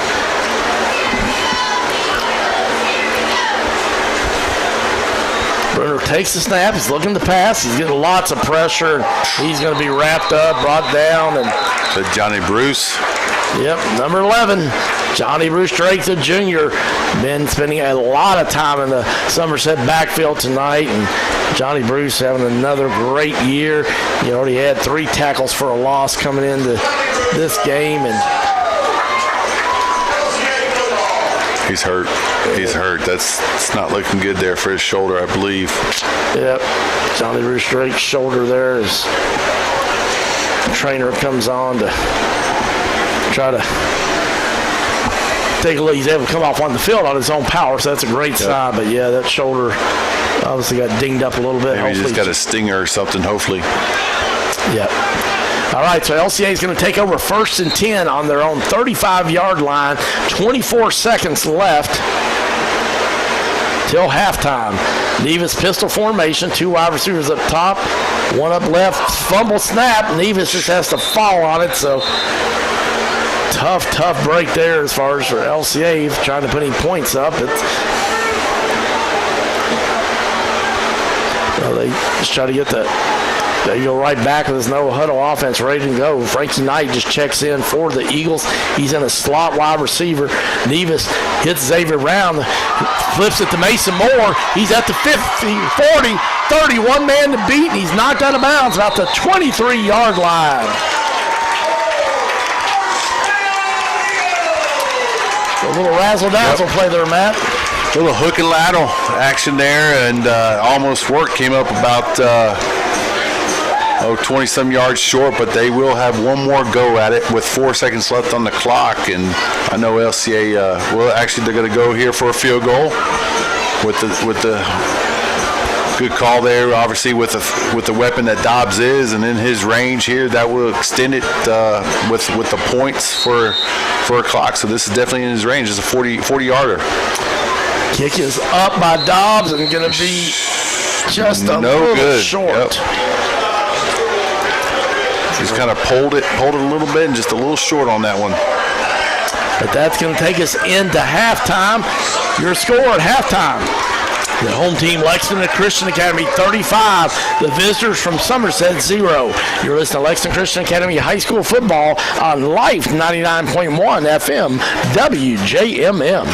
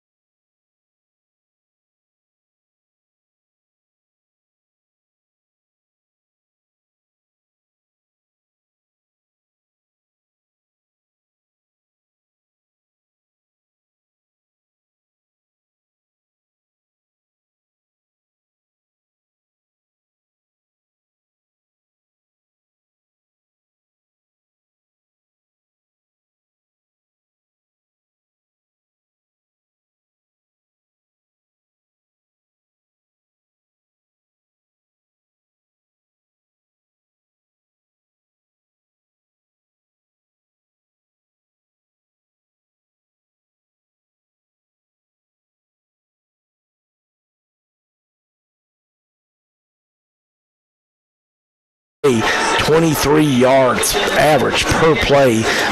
Somerset only 1.2. Through the air, LCA had 108 yards. Somerset 36. Somerset on the ground had only 5 yards rushing. Of course, several quarterback tackles for losses or sacks by the LCA defense against Somerset contributed to some of that. That was on 23 rushing attempts for Somerset, but like I said, several of those were tackles for loss on the quarterback or quarterback sacks. LCA, an amazing 282 yards on the ground, averaged 26 yards per carry there in that first half. Receiving yards for Somerset 36, and then for LCA 108.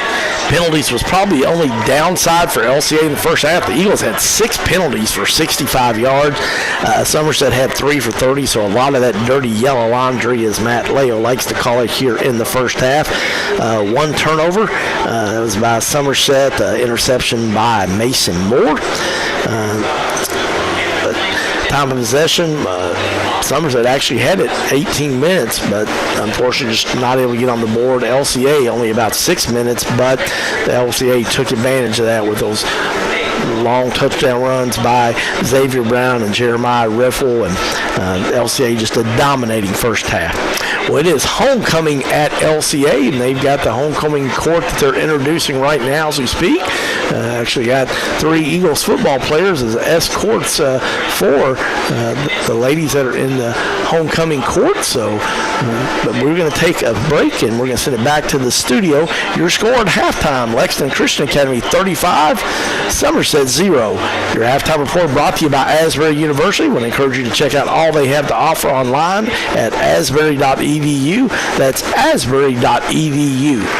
You're listening to Lexington Christian Academy High School Football on Life 99.1 FM, WJMM.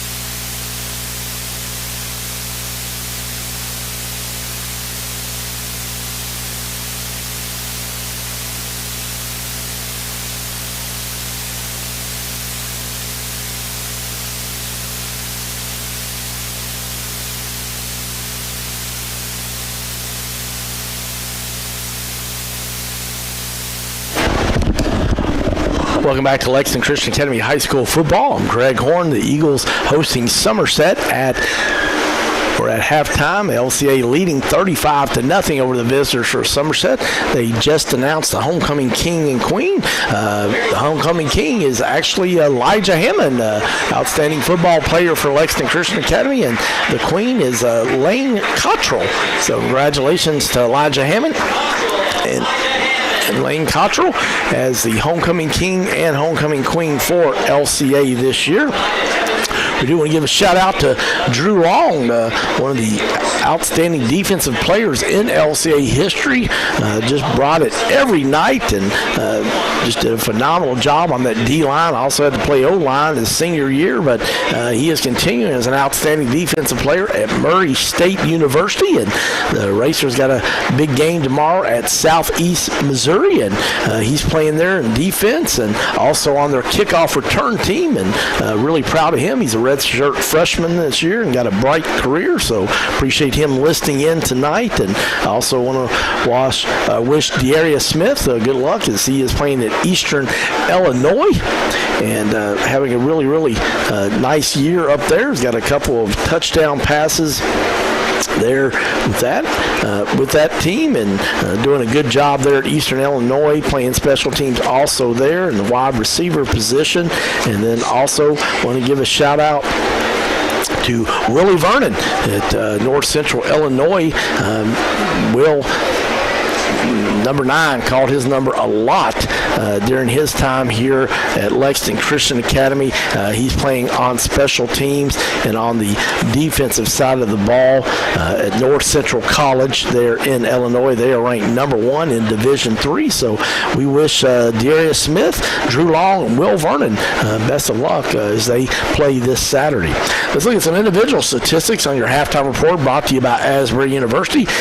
Drew Nevis, 3 for 6 for 108 yards, 1 touchdown for LCA. Somerset had 2 quarterbacks play in the first half. Josh Gross, 2 for 5 for 21 yards, 1 interception. Josh Bruner came in and played quite a bit in the second quarter. He was 3 for 6 for 15 yards. On the ground, Xavier Brown, only 2 carries, but 136 yards, 2 touchdowns.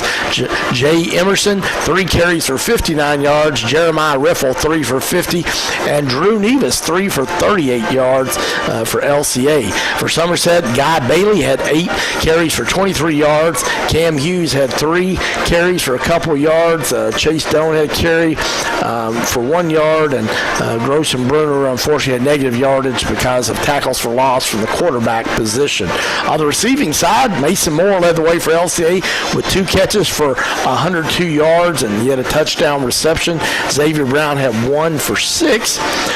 Camden Kamala for Somerset had 1 for 18 yards. Michael Hawkins, the big 6'5" tight end, had 1 for 15. Cam Hughes had 1 reception for 6 yards for Somerset. Let's look at the defensive side of the ball.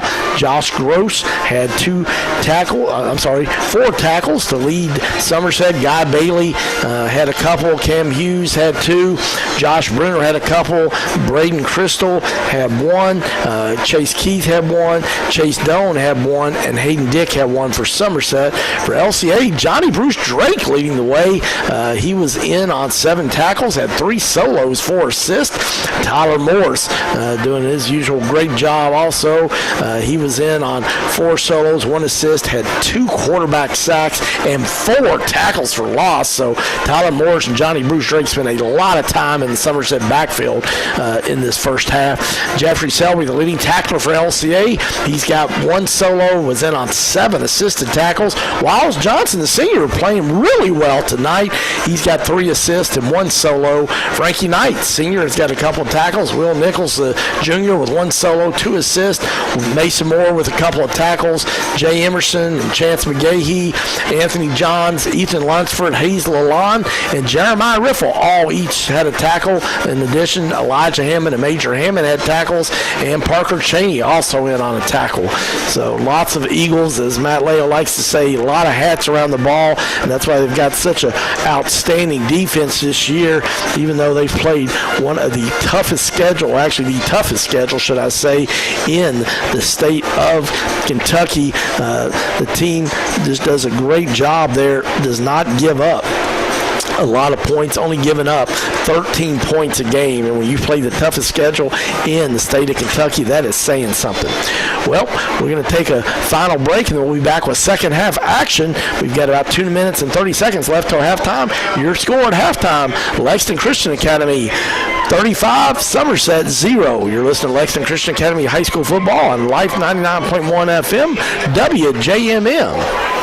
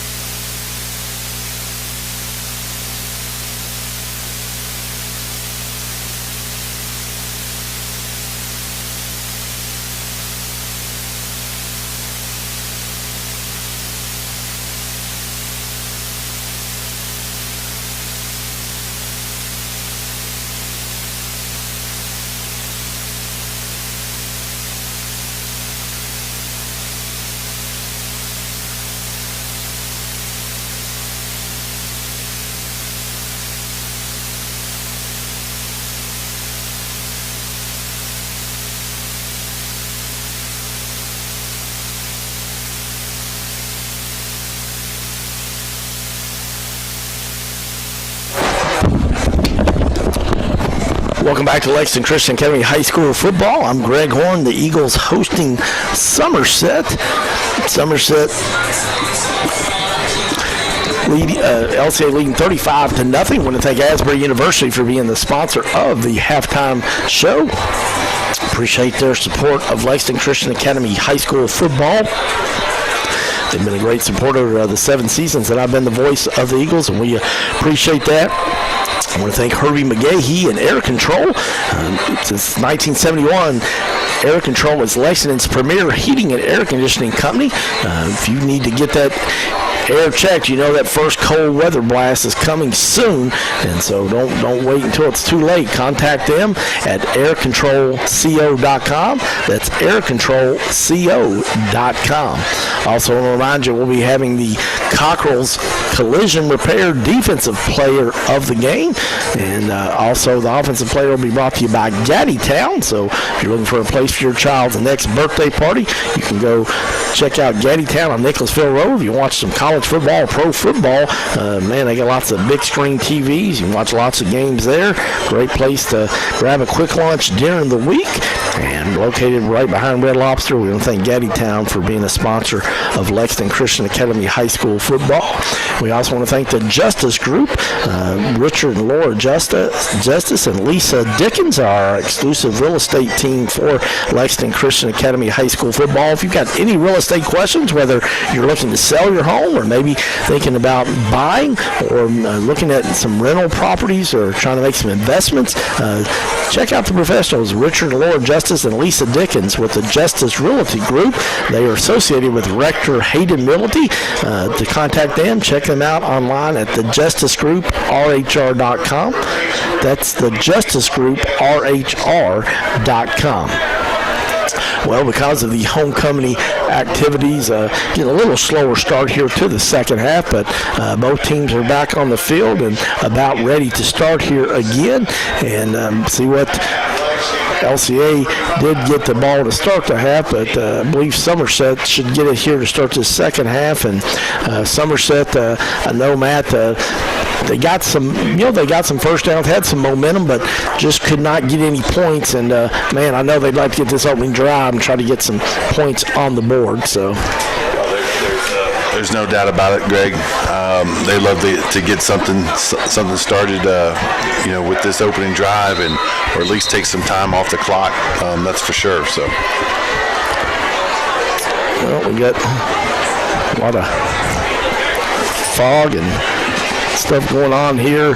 We had rain, we had sunshine, we had all types of weather elements, but it's cleared up a lot. We had a good crowd turn out here for this game on homecoming night, so congratulations to Elijah Hammond, the homecoming king, and Lane Cottrell, the homecoming queen. So congratulations to both of them, but LCA will be kicking off. And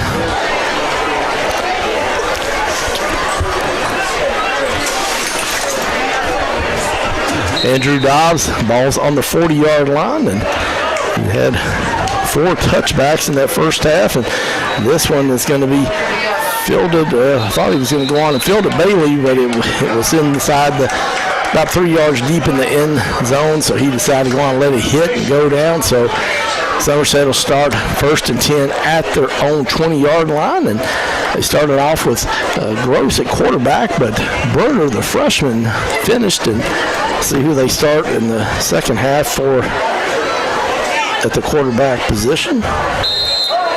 And looks like they're going to go with Bruner. 6-foot freshman. Really showed a lot of poise, even though LCA was in the backfield a lot. Faced a lot of pressure, but he takes a snap. He rolls out to the right. Pass is complete. Going to be a short gain there as he's wrapped up immediately by senior Frankie Knight, but good catch there. Short gain for Somerset. Reception by Caden Camella. I believe that's his 3rd reception of the game, the 5'10 sophomore for the Briar Jumpers. Yeah, Frankie Knight got there in a hurry and delivered a nice tackle. Bring up a 2nd down. Obviously, Frankie's got that tremendous closing speed and showed on that particular play. So give him about a gain of 3 on that one. So it'll be 2nd down and 7 for Somerset from the 23-yard line. We're just starting the second half. If you tuned in, you got the game. You can listen on the radio, 99.1 FM, or listen online at WJMM.com, or watch it on PrepSpin.com. Hand off up the middle there to Bailey, and he's going to fall forward over the 25-yard line up to about the 27-yard line for a short gain. So that's going to make it about 3rd and 4. So I know that Somerset Matt really would love to get some first downs, get some momentum going here this first possession. There's no doubt they want to get something going here, and I would take some clock off here and give them the score. Obviously, get some production offensively and see if they can't. Obviously, at this point in time, you want to see the guys fight and have a lot of grit. Finish this one out, given the score at 35-0.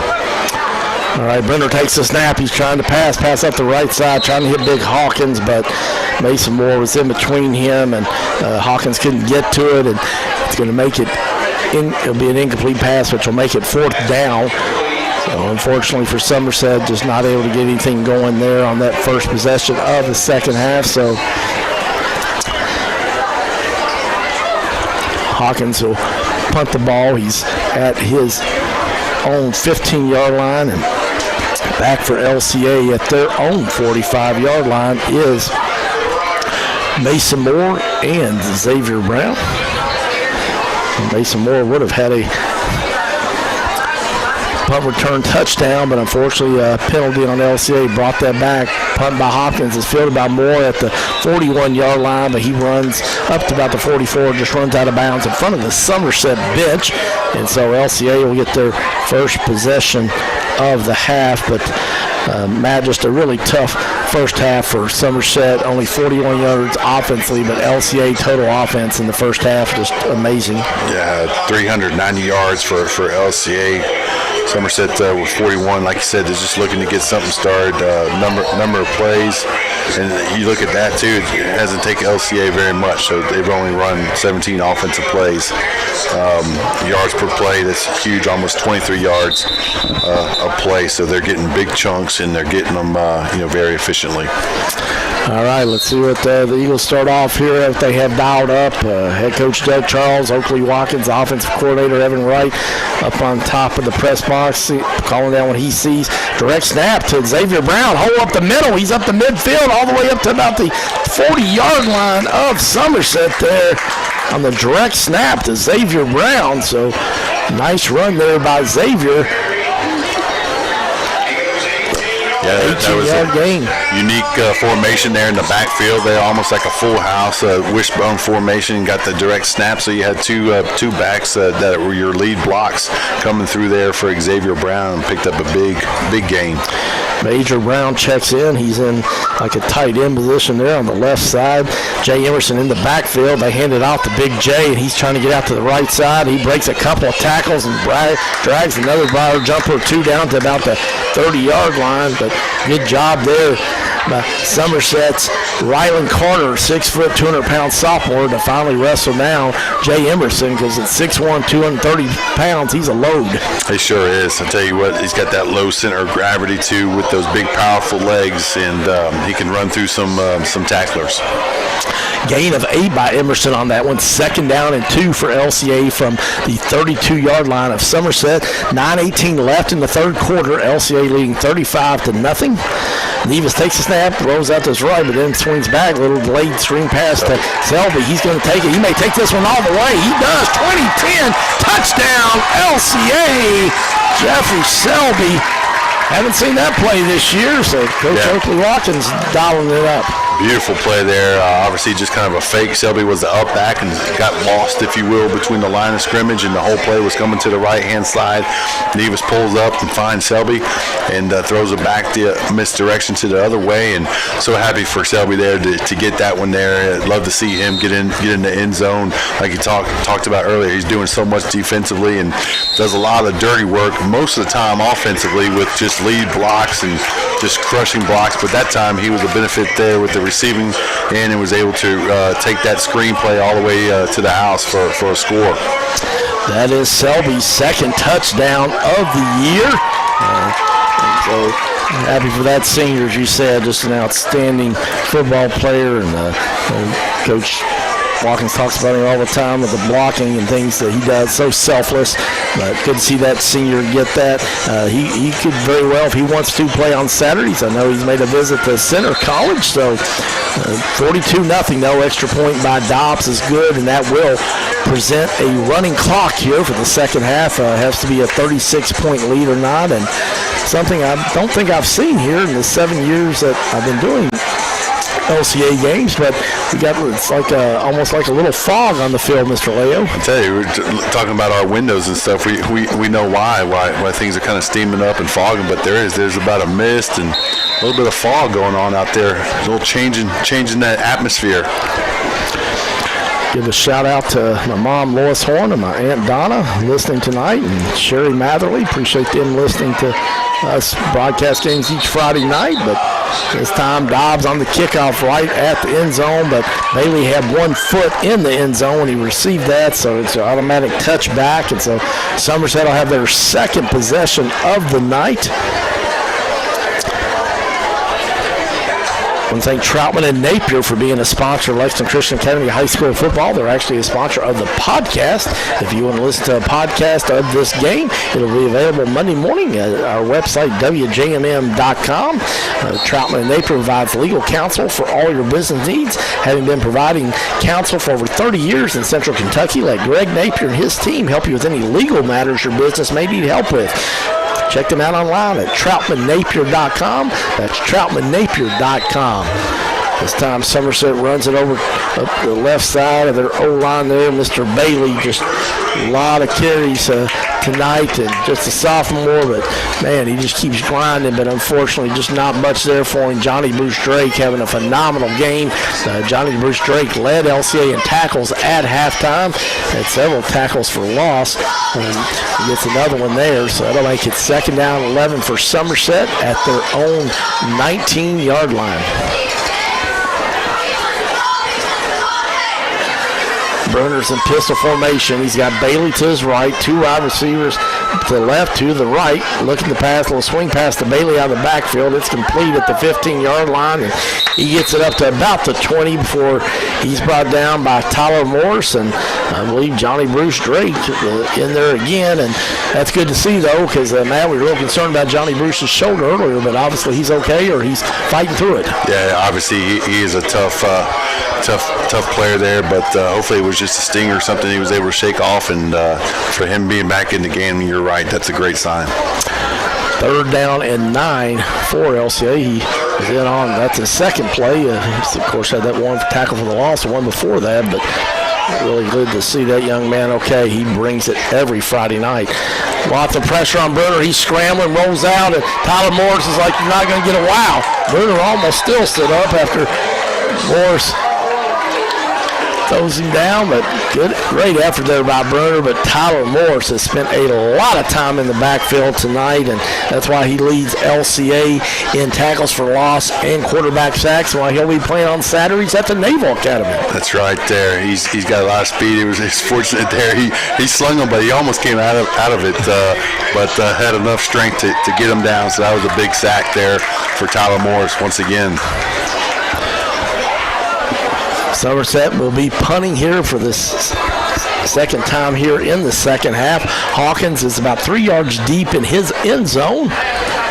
Xavier Brown, Mason Moore about the 40-yard line of Somerset. Hawkins gets a high punt, hits at the 35-yard line, rolls for a nice Somerset roll, about 7-8 more yards. Going to be down to about the 43-yard line of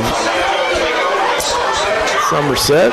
So be interesting to see here. Looks like they have a quarterback change here for the Eagles. Looks like Saxton Howard, the freshman who played really well in the second half last week for LCA at Washington County. Looks like he possibly may be coming out here. He was loosening up his arm, and looks like he is going to be leading the charges on this. Josh Teorina in, and lots of the young guys in there going to get some good reps there. Let's see on the O-line.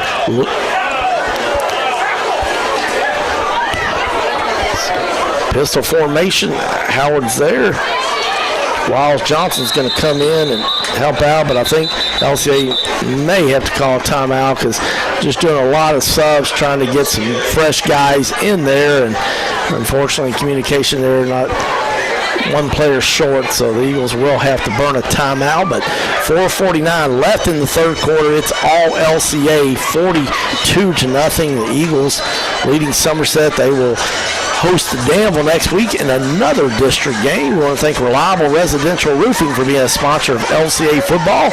Reliable Residential Roofing is your one-stop place for roofing, guttering, or siding needs that you may have. Locally owned and proudly serving Central Kentucky for over 40 years. To get a free estimate, visit them online at reliableresidentialroofing.com. That's reliableresidentialroofing.com. Well, let's see what Mr. Howard can do. He played very solid last week as he got to play the second half as quarterback, and Josh Teorina ran the ball extremely well. He's behind Howard, and they hand it off to Teorina. He's trying to bounce off to the right side. He's at the 40. He's at the 35, 30, all the way down to the 25-yard line.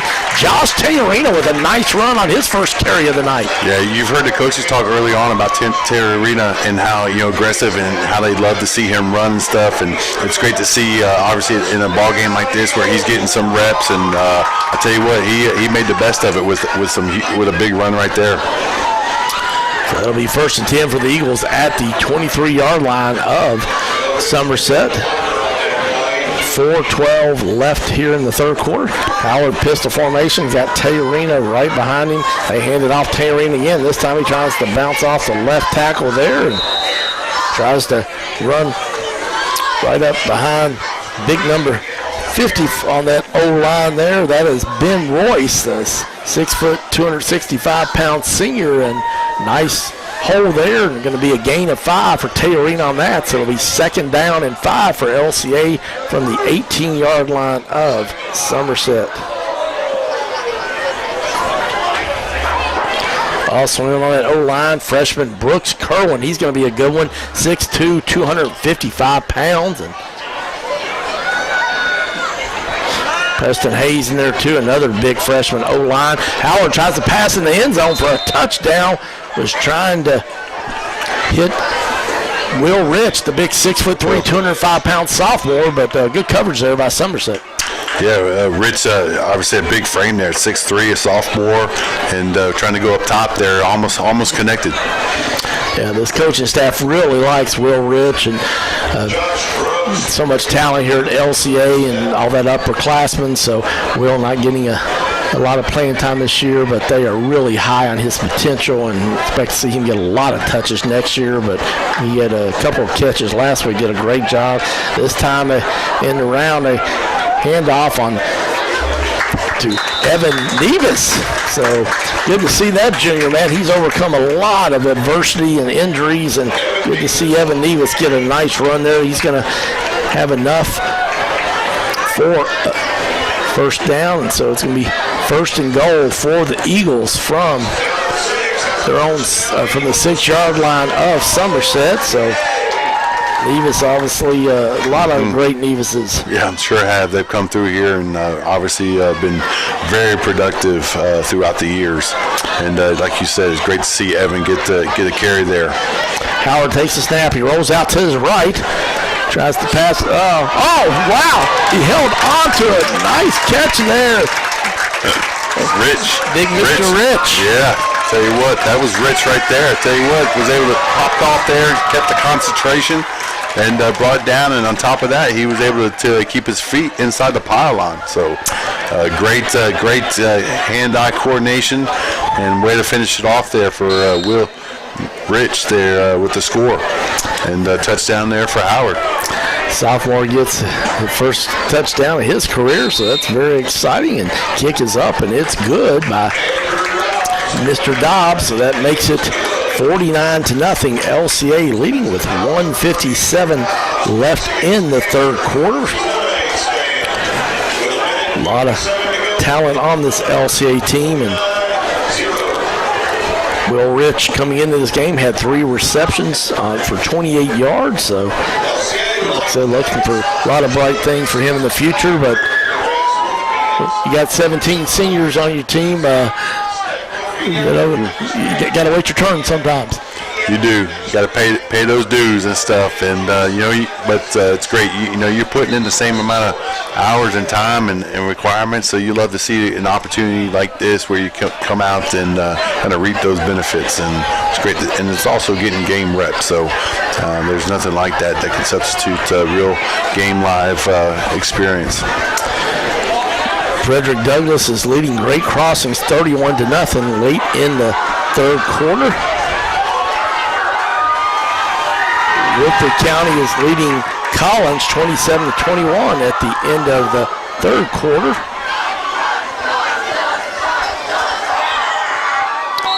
And Bryan Station leading Oldham County 28-7 at the end of the third quarter.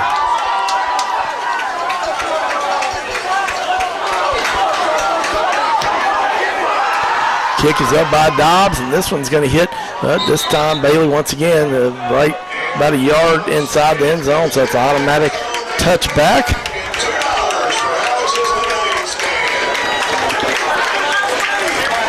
One of the things that love Andrew Dobbs, supporting childhood cancer through Alex's Lemonade. You want to participate in that, you can donate $1 for every extra point that's kicked by Andrew Dobbs, $2 for every touchback, which I believe that may be his.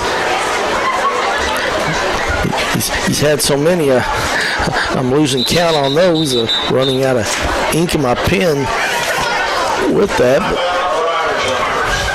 But Mr. Dobbs is at $400 coming into this game, and just doing a great job there, man, trying to help secure donations for kids. Yeah, I love that. Love that aspect. We've talked about that, but just thinking of others mentality at this age is very impressive. Well, it really is. He's got 35 touchbacks. So if you wanted to donate $2 for that, that'd be $70. $3 for every field goal. He's made 2 of those this year. And on extra points this year, he has got 35 of those. So I made a donation a couple weeks ago myself, and if you want to participate in that, just go to kick/it.org, kick- or slash, how you want to call it, kick/it.org, and look up for Andrew Dobbs and participate. And I know he would really appreciate. His goal is to raise $1,000 through playing football this year to help kids with cancer through Alex's Lemonade organization. Big run here. Nice run. It may take this to the house. Is that Bailey? It is Bailey, one man to beat, and he does a good job of sidestepping him, and he's going to take it all the way to the house, 80 yards. So nice run for Bailey, and Somerset gets on the board. Guy Bailey, the leading rusher on the year, over 500 yards, and that's his 5th rushing touchdown as he took it 80 yards to the house. Yeah, I tell you what, obviously that was a good run there by Bailey, and good to see Somerset get on the board and execute there here late in the third quarter. So he wasn't going to be denied there. Had an opportunity, broke through the defense there, and he finished it off. Makes it 49-6 LCA, but Somerset on for the extra point.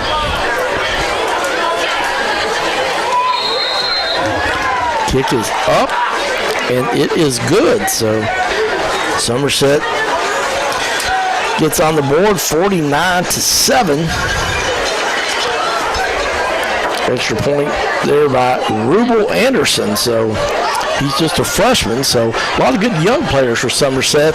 Tough night tonight on this senior Latin team for LCA, but future's bright for Somerset with a lot of young guys and You talked about a couple years ago. Obviously, they had their great run with the state championship, and then a lot of those seniors and stuff. And it is there is a cycle, and they're obviously kind of through that cycle. But there's no doubt the history and stuff of where they've been and what they've done recently that will cycle through. And like you talked about, these the young class coming through, I imagine they'll be ready to go here in another year or two as well as they grow in their program once again.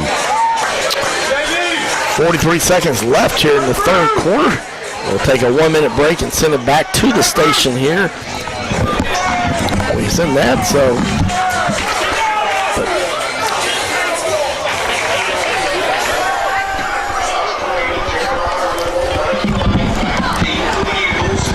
Deep back for LCA, you've got Jeremiah Riffle. I think Frankie Knight and Josh Taylorina, but it's going to be fielded at the 32-yard line. And let's see who that is. Get a number. Will Orbison with the reception. So Will, outstanding sophomore there. I tell you what, he's a talented player. A sophomore, he's one that they're really excited about. You talk about those young players, but LCA's got a lot of them as well. But Will's got size, speed. He's a very gifted athlete, plays multiple sports, and I know they look forward to the future with him.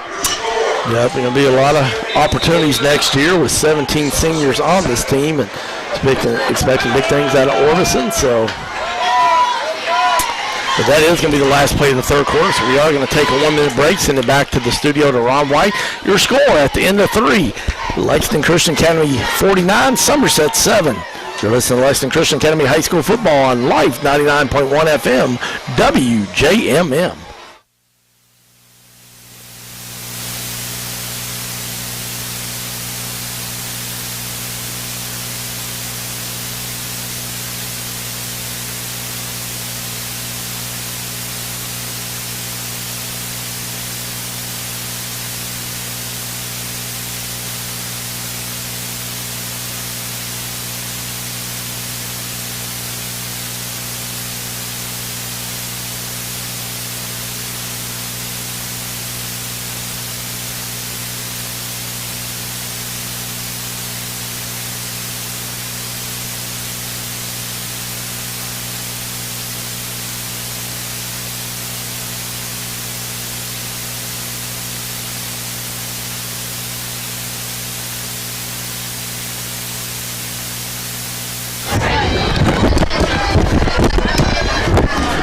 Welcome back to Lexington Christian Academy High School Football. Greg Horn, Matt White with you. Ron White, producer in studio. Handoff Orbison. He may take this one to the house. He sweeps from the 20-10-5 touchdown. Will Orbison. I'll tell you what, we were just talking about it and queued it up. They came back to Will on a screenplay, and he took it to the house. He's got size, speed, just a really gifted athlete, multi-sport athlete, and can do a lot. They're very, very high on Will. That makes it 55-7. The Eagles, first play of the fourth quarter. Dobbs on for the extra point. Mason Moore on the hold. Snaps now, kick is up, and it is good. So what a thrill for a young man. His first touchdown, and as an Eagle, Will Orbison. So. Yep, without a doubt, you remember that one for forever. That first one, and what a great catch and run that was by Will, and of course Howard. That's his second touchdown here of the game. So looking good, putting the ball where it needs to be, and like you said, these young Eagles are executing at a high level. Well, a big game going on tomorrow in Athens, Georgia, between the number 1 ranked Georgia Bulldogs and your alma mater and mine, the Kentucky Wildcats. What's your thoughts on tomorrow's big game? Something tomorrow? Let's see. I think you got SEC Nation there. I think you got ESPN Game Day there. I think you got CBS Sports there. Everyone's going down to Athens tomorrow, 3:30 kickoff. what a great opportunity. Obviously they're number one in the country, and phenomenal team Georgia is. But we saw last week that a number one went down as well, and so anything can happen. That's why you play the football games.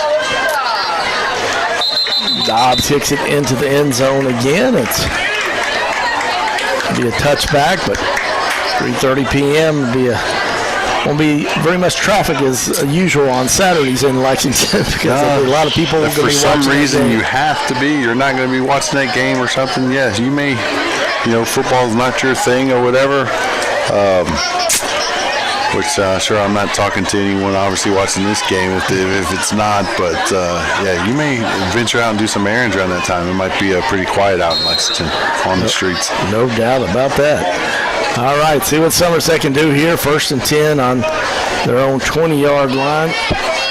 10:59 left in this game. You just tuned in.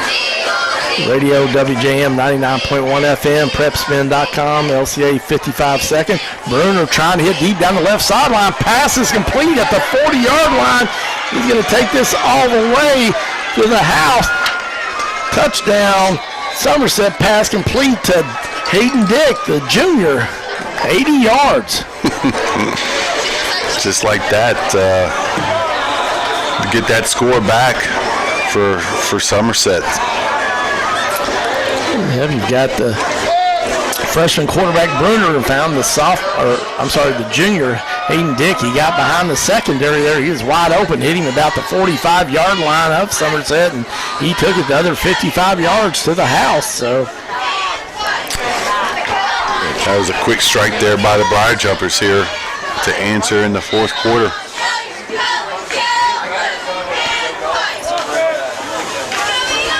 Brody Williams will be holding for the extra point, and the kick is up, and it is not good. Ethan Rubel, freshman there, getting a chance to kick it, but unfortunately, attempt not good there, so to make it 56-13, LCA with 10:40 left in this game.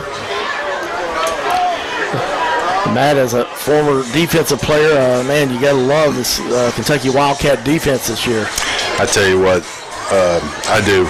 It's fun to watch them play. It's fun to watch what they did against Florida, especially late in that game. 8 plays from inside the 10, and you get 0. That's phenomenal against a 10th ranked opponent in the country. I tell you what, you've seen Coach Stoops and what he's done and his staff. It's been exciting, but it's been built on defense. And he's a defensive mind, obviously coach, his history and stuff.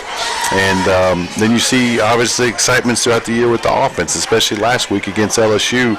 The offense came up and really showed up and brought an excitement there on the offensive side. So I know we got a few injuries, a couple folks banged up and stuff, but like you said, not too many people get to play the number 1 team in the country, and they'll have that opportunity tomorrow.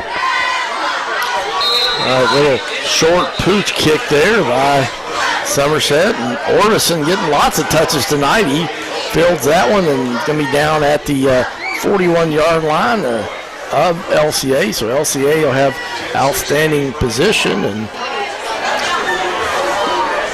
Saxton Howard we will expect to probably be back out at the QB position. Next week, LCA will host Danville with their final regular season game, and then the following week, they will wrap up on October 29th at Henry Clay, Class 6A school. Speaking of defense, I believe those Bulldogs that you're talking about tomorrow, they have a decent defense too. Oh, wow.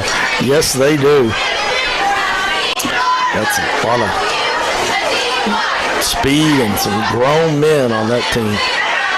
This time on the handoff, Teorina, he breaks off the 45. He's going to get to midfield. Can he get around the corner? But unfortunately, a penalty flag thrown down, and he trips up about the 40-yard line of Somerset. But usually where that flag thrown is holding, but we could be wrong, so.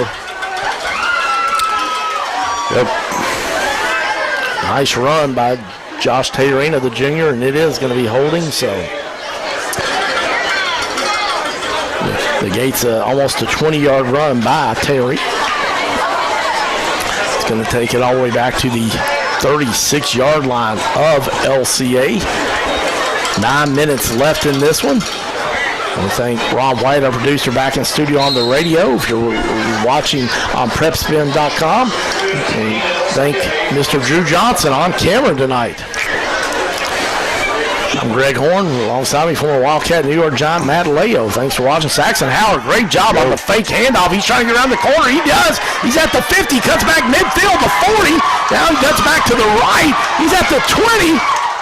He's at the 10. He's at the 5. He's knocked down out of bounds about the 3-yard line. But what a run by Saxon Howard. Tell you what, Saxon got out of there and got loose, and he was bobbing and weaving, man, looking for that green space. And he was like, "Come on, guys, help me!" It was like he was buying for some blocks and stuff. You saw that desperate man. He just wanted to get to the end line and to the goal line, kind of looking for some help there as well. But man, what a great effort! What a great run there by Howard. Well, unfortunately for Somerset, one of their players down to 40, but thankfully he is able to get up on his own feet there, and that is Braden Gross, a sophomore there. He's able to walk off on his own power, so that's good to see. But and then down at the end zone, looks like we may have another Briar jumper down, and I apologize, I can't see who he is, but so it's going to be first and goal for LCA from the 4-yard line of Somerset. LCA leading 56-13. 8:27 left in this one. Stay tuned for our post-game show brought to you by Gaddy Town for your offensive player of the game. And Cockrell's Collision Repair. Cockrell's Collision Repair is the place to go when you have that unfortunate fender bender. Locally owned for over 25 years, located over off Eastland Drive, off New Circle Road. The professionals at Cockrell's will take great care of you. If someone runs into you, run to Cockrell's. Check them out online at cockrellscollision.com. That's cockrellscollision.com.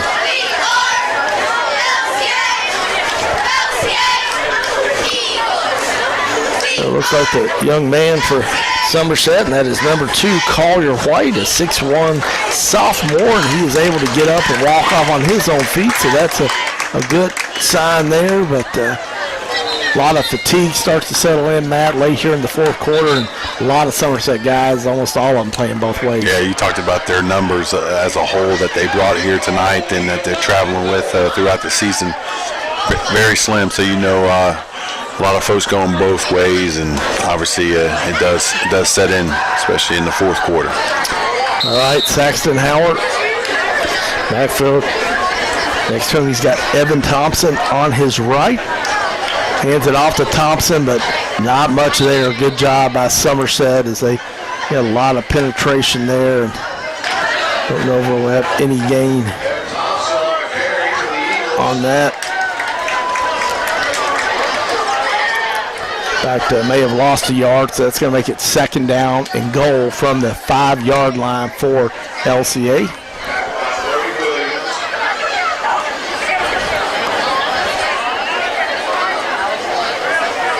Howard gets his play, calls it out to his team. He's got Thompson again to his right. Thompson goes in motion. He just throws a little split pass to Thompson. He catches it, goes in the left, and he gets in. He dives in from the 1. Touchdown to LCA. And what a thrill for Mr.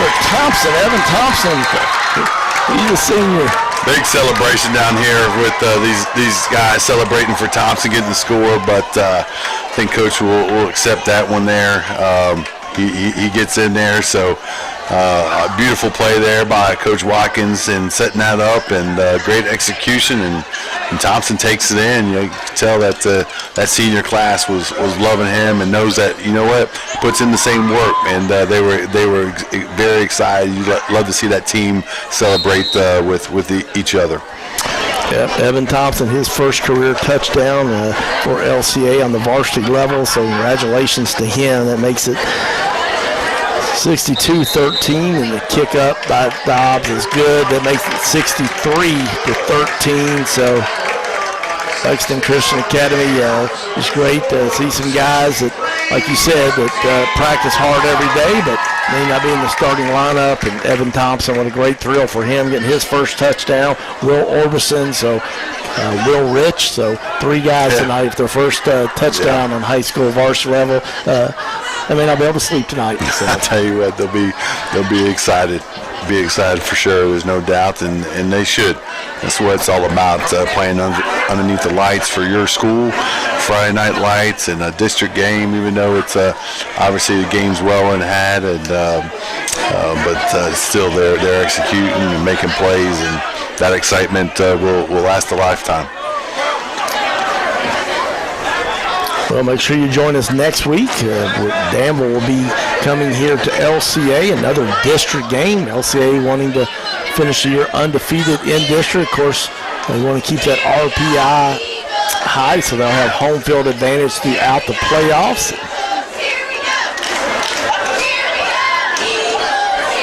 Now they are in the driver's seat with that, so it looks like if things can continue this way, that Beechwood will have to go to Mayfield, which nobody wants to go to Mayfield, Paducah, Kentucky, and play in front of 10,000 people. So that's the goal this year with that brutal schedule. They had the first 6 games, and usually this district's a lot more competitive. It just happens to be a little bit of a down year, but Danville's playing some pretty good football, so next week's game we expect to be very competitive, but this one fielded about the 30-yard line by Somerset, and going to be brought to about the 38-yard line for he's wrapped up there. And nice return there by Caden Camella. LCA, Mr. Chase Couch in on the tackle there, so good tackle by him. He got a couple of tackles in last week, too. I like that number there Mr. Couch wears, too. I mean, a little fond of that 41. But, I thought you might like that one. Unfortunately, I see some dirty laundry. It's tough, obviously just the setting and stuff. There's no excuses and stuff. You want to play clean, you got to be disciplined, but it seems sometimes obviously you're getting guys that aren't playing a lot. It's all part of that growing experience. All right, on the penalty, that'll move it down to Somerset's 48-yard line. I'm sorry, it's in the LCA territory now, at the LCA 48-yard line. 1st and 10 for the Briar Jumpers. 6 minutes left in this one, all LCA, 63-13. Bruner in pistol formation, takes the snap, hands it off, big hole there, and nice little run for Cam Hughes. He's going to get up to about the 40-yard line of LCA, so that's going to make it, actually his knee went down a little earlier than that, so make it the 42 of LCA, 2nd down in 5. Mr. Barnhart in there on the tackle, Nate Barnhart, a sophomore. Her brother is a pretty good quarterback at LCA.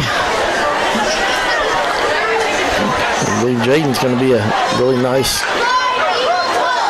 Nate, I'm sorry. He's going to be a very nice football player too. Tab, one of the defensive coaches, that snap, another run up the middle there, but Dorian Riddick in there for LCA. The senior getting some run, also coming up from the bottom of that pile.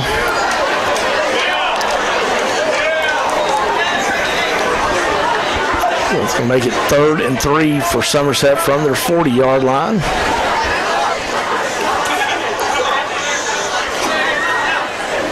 .433 left in this one. Really misty and foggy out. It's homecoming night here at LCA. I want to congratulate Elijah Hammond, one of the LCA football players, on being the homecoming king. The king, and the queen was Lane Cottrell. So congratulations to her.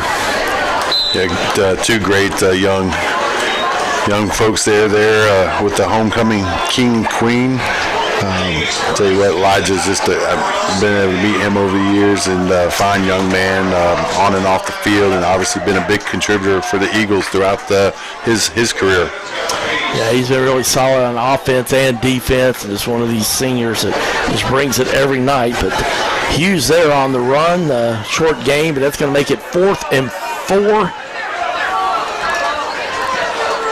maybe making 4th and 5, actually. Snap, Bruner looking to pass, trying to go deep down the left sideline, but good coverage there by LCA, running stride for stride with him. Good coverage by Pruden there on that, so he was running stride for stride. Tyler Pruden, the sophomore, and so on the incomplete pass, on the loss of downs, the Eagles will take over again at their own 42-yard line. And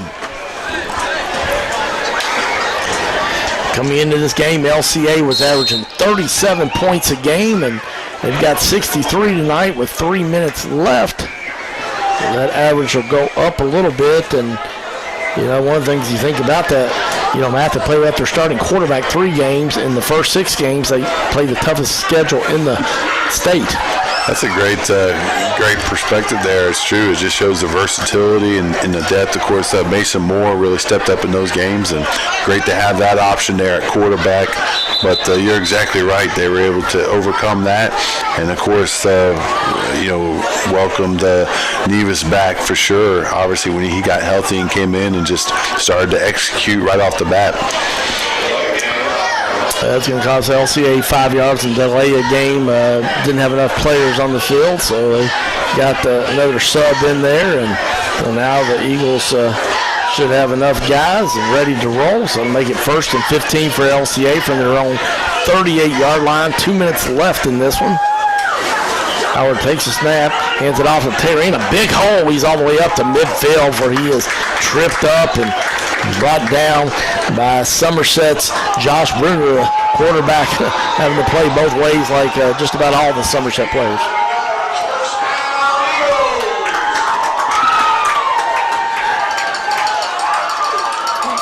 LCA into Somerset territory, 1st and 10 from the 47-yard line. Howard's in pistol formation. He's got Taylorina to his right, 2 wide receivers to the left. Hands it off to Taylorina. He bounces off the middle there. He's at the 45. He's at the 40. He's grinding those legs. Gets another 3 or 4 yards. Great effort there by Josh Taylorina with the extra effort. Enough for another LCA first down. Yeah, that one's, I believe that's coming back. You're going to have a block in the back there. I think the receiver there for LCA came down late and caught my man in the back. Well, unfortunately, that will negate the first down, and a great effort there by Josh Taylorina. And unfortunately, it's one of those things where you would think with a 63 points on the board and winning by a large margin that wouldn't be much that the LCA coaching staff could say, but a lot of penalties tonight. It's probably the last play of the ball game. This time a sweep on the end around, and there's a handoff to Nate Barnhart. So good hard tackle there by Somerset. I couldn't see the numbers right in front of the LCA sideline and with the player standing up there, but as Matt said, that is going to be should be the last play of the game. In fact, it will be. So we're going to send it back to the studio for a short break, and then we'll be back with your offensive player of the game brought to you by Gaddytown, and your defensive player of the game brought to you by Cockrell's Collision Repair. The final score tonight, Lexington Christian Academy 63, Somerset 13.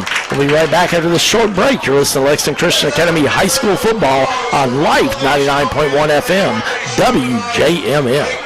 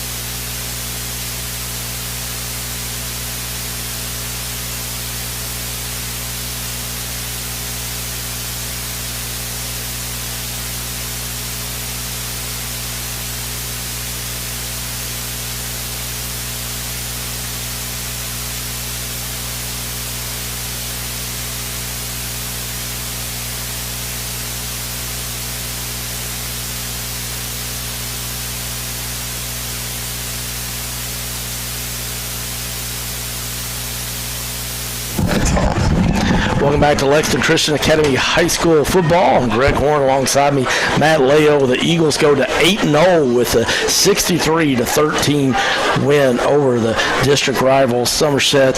And LCA jumped on top 21-0 in the first quarter.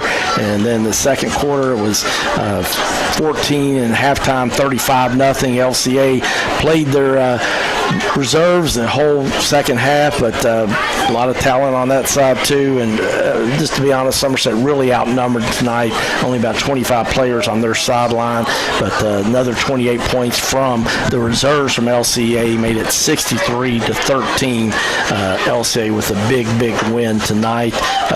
One of the things, just LCA dominated, and that one stat there, Matt, probably pretty much says it all. Yeah, total offense. You had Somerset with 198 yards total offense, but Lexington Christian with 625 yards. So you see that, like you said, enough said, and they did it only in 32 plays. So very impressive. Passing was 192 to 119, so fairly close there with the passing yards. Somerset did open up and was hitting there, fairly productive to some degree in the passing game, but you get into the rushing yards, you got 433 to 79. So phenomenal job on the ground by LCA. Well, I think the only thing negative, if you look at for LCA, would be in the penalty side of it, and you look at that right there. Yeah, the penalty stats there. Somerset had 3 for 30, and LCA had 8 for 80. So that's a ton of yards and penalty, and something that coaches will address, and to obviously looking to improve in a game like this. It is those details. All right, well, we want to look at our Gaddytown Offensive Player of the Game. We want to thank Gaddytown for being a sponsor of Lexington Christian Academy High School Football. If you're looking for a great place to go watch college football or professional football, lots of screens there, obviously great pizza. They also have a salad bar if somebody's trying to eat a little healthier in your group. Also a great place to host birthday parties. A lot of great offensive weapons here tonight for LCA, Matt, but who are we going to go with for our Gaddytown Offensive Player of the Game? Yeah, tonight, obviously, Nevis had a great game too, but, man, you just look at the yards and had almost a quarter of them himself on 3 carries. It was Xavier Brown, so, obviously that would have been even more if he would have had more touches and stuff. So here on homecoming, I say Xavier Brown is going to be our Offensive Player of the Game. All right, well, Xavier Brown, the outstanding senior, will be playing on Saturdays at the University of Virginia in Charlottesville next year. And, man, just a special talent. So congratulations him, our Gaddytown Offensive Player of the Game. Let's look at the defensive side of the ball. Brought to you by Cockrell's Collision Repair. Cockrell's is the place to go when you have that unfortunate fender bender. And they are located here locally in Lexington for over 25 years, owned by the Walls family over on Eastland Drive at Cockrell's Collision. Check out their website, cockrellscollisionrepair.com. That's cockrellscollisionrepair.com. And I'll tell you, man, I think we may have to go co-defensive players here tonight because number 11 and number 8 had outstanding games. Yeah, I tell you, it's just so hard to say. I agree. Johnny Bruce came in with 6.5 total tackles, and Tyler Morris had 6. And then obviously Johnny Bruce had 1.5 sacks, and Tyler had 3 sacks. So I tell you what, it's very close, and those guys were so active throughout the game. So we're going to go co-defensive players of the game with Johnny Bruce Drake and Tyler Morris. Yeah, phenomenal efforts for that, and several tackles for loss. Like you said, they spent more time in the backfield than, or as much time in the backfield as Somerset's running backs did. So congratulations, great effort by the junior Johnny Bruce Drake and the senior Tyler Morris, who will be playing on Saturdays at the Naval Academy. Well, that's going to be a wrap for here tonight. We want to thank Ron White, our producer, back in studio. We want to thank Drew Johnson, who was on video camera tonight for PrepSpin.com and LCA Athletics Facebook page. For Matt Leo, I'm Greg Horn. Your final score here tonight, Lexington Christian Academy 63, Somerset 13. We'll see you next week as the Eagles take on Danville at 7:20 on Life 99.1 FM WJMM for Lexington Christian Academy High School Football. Good night.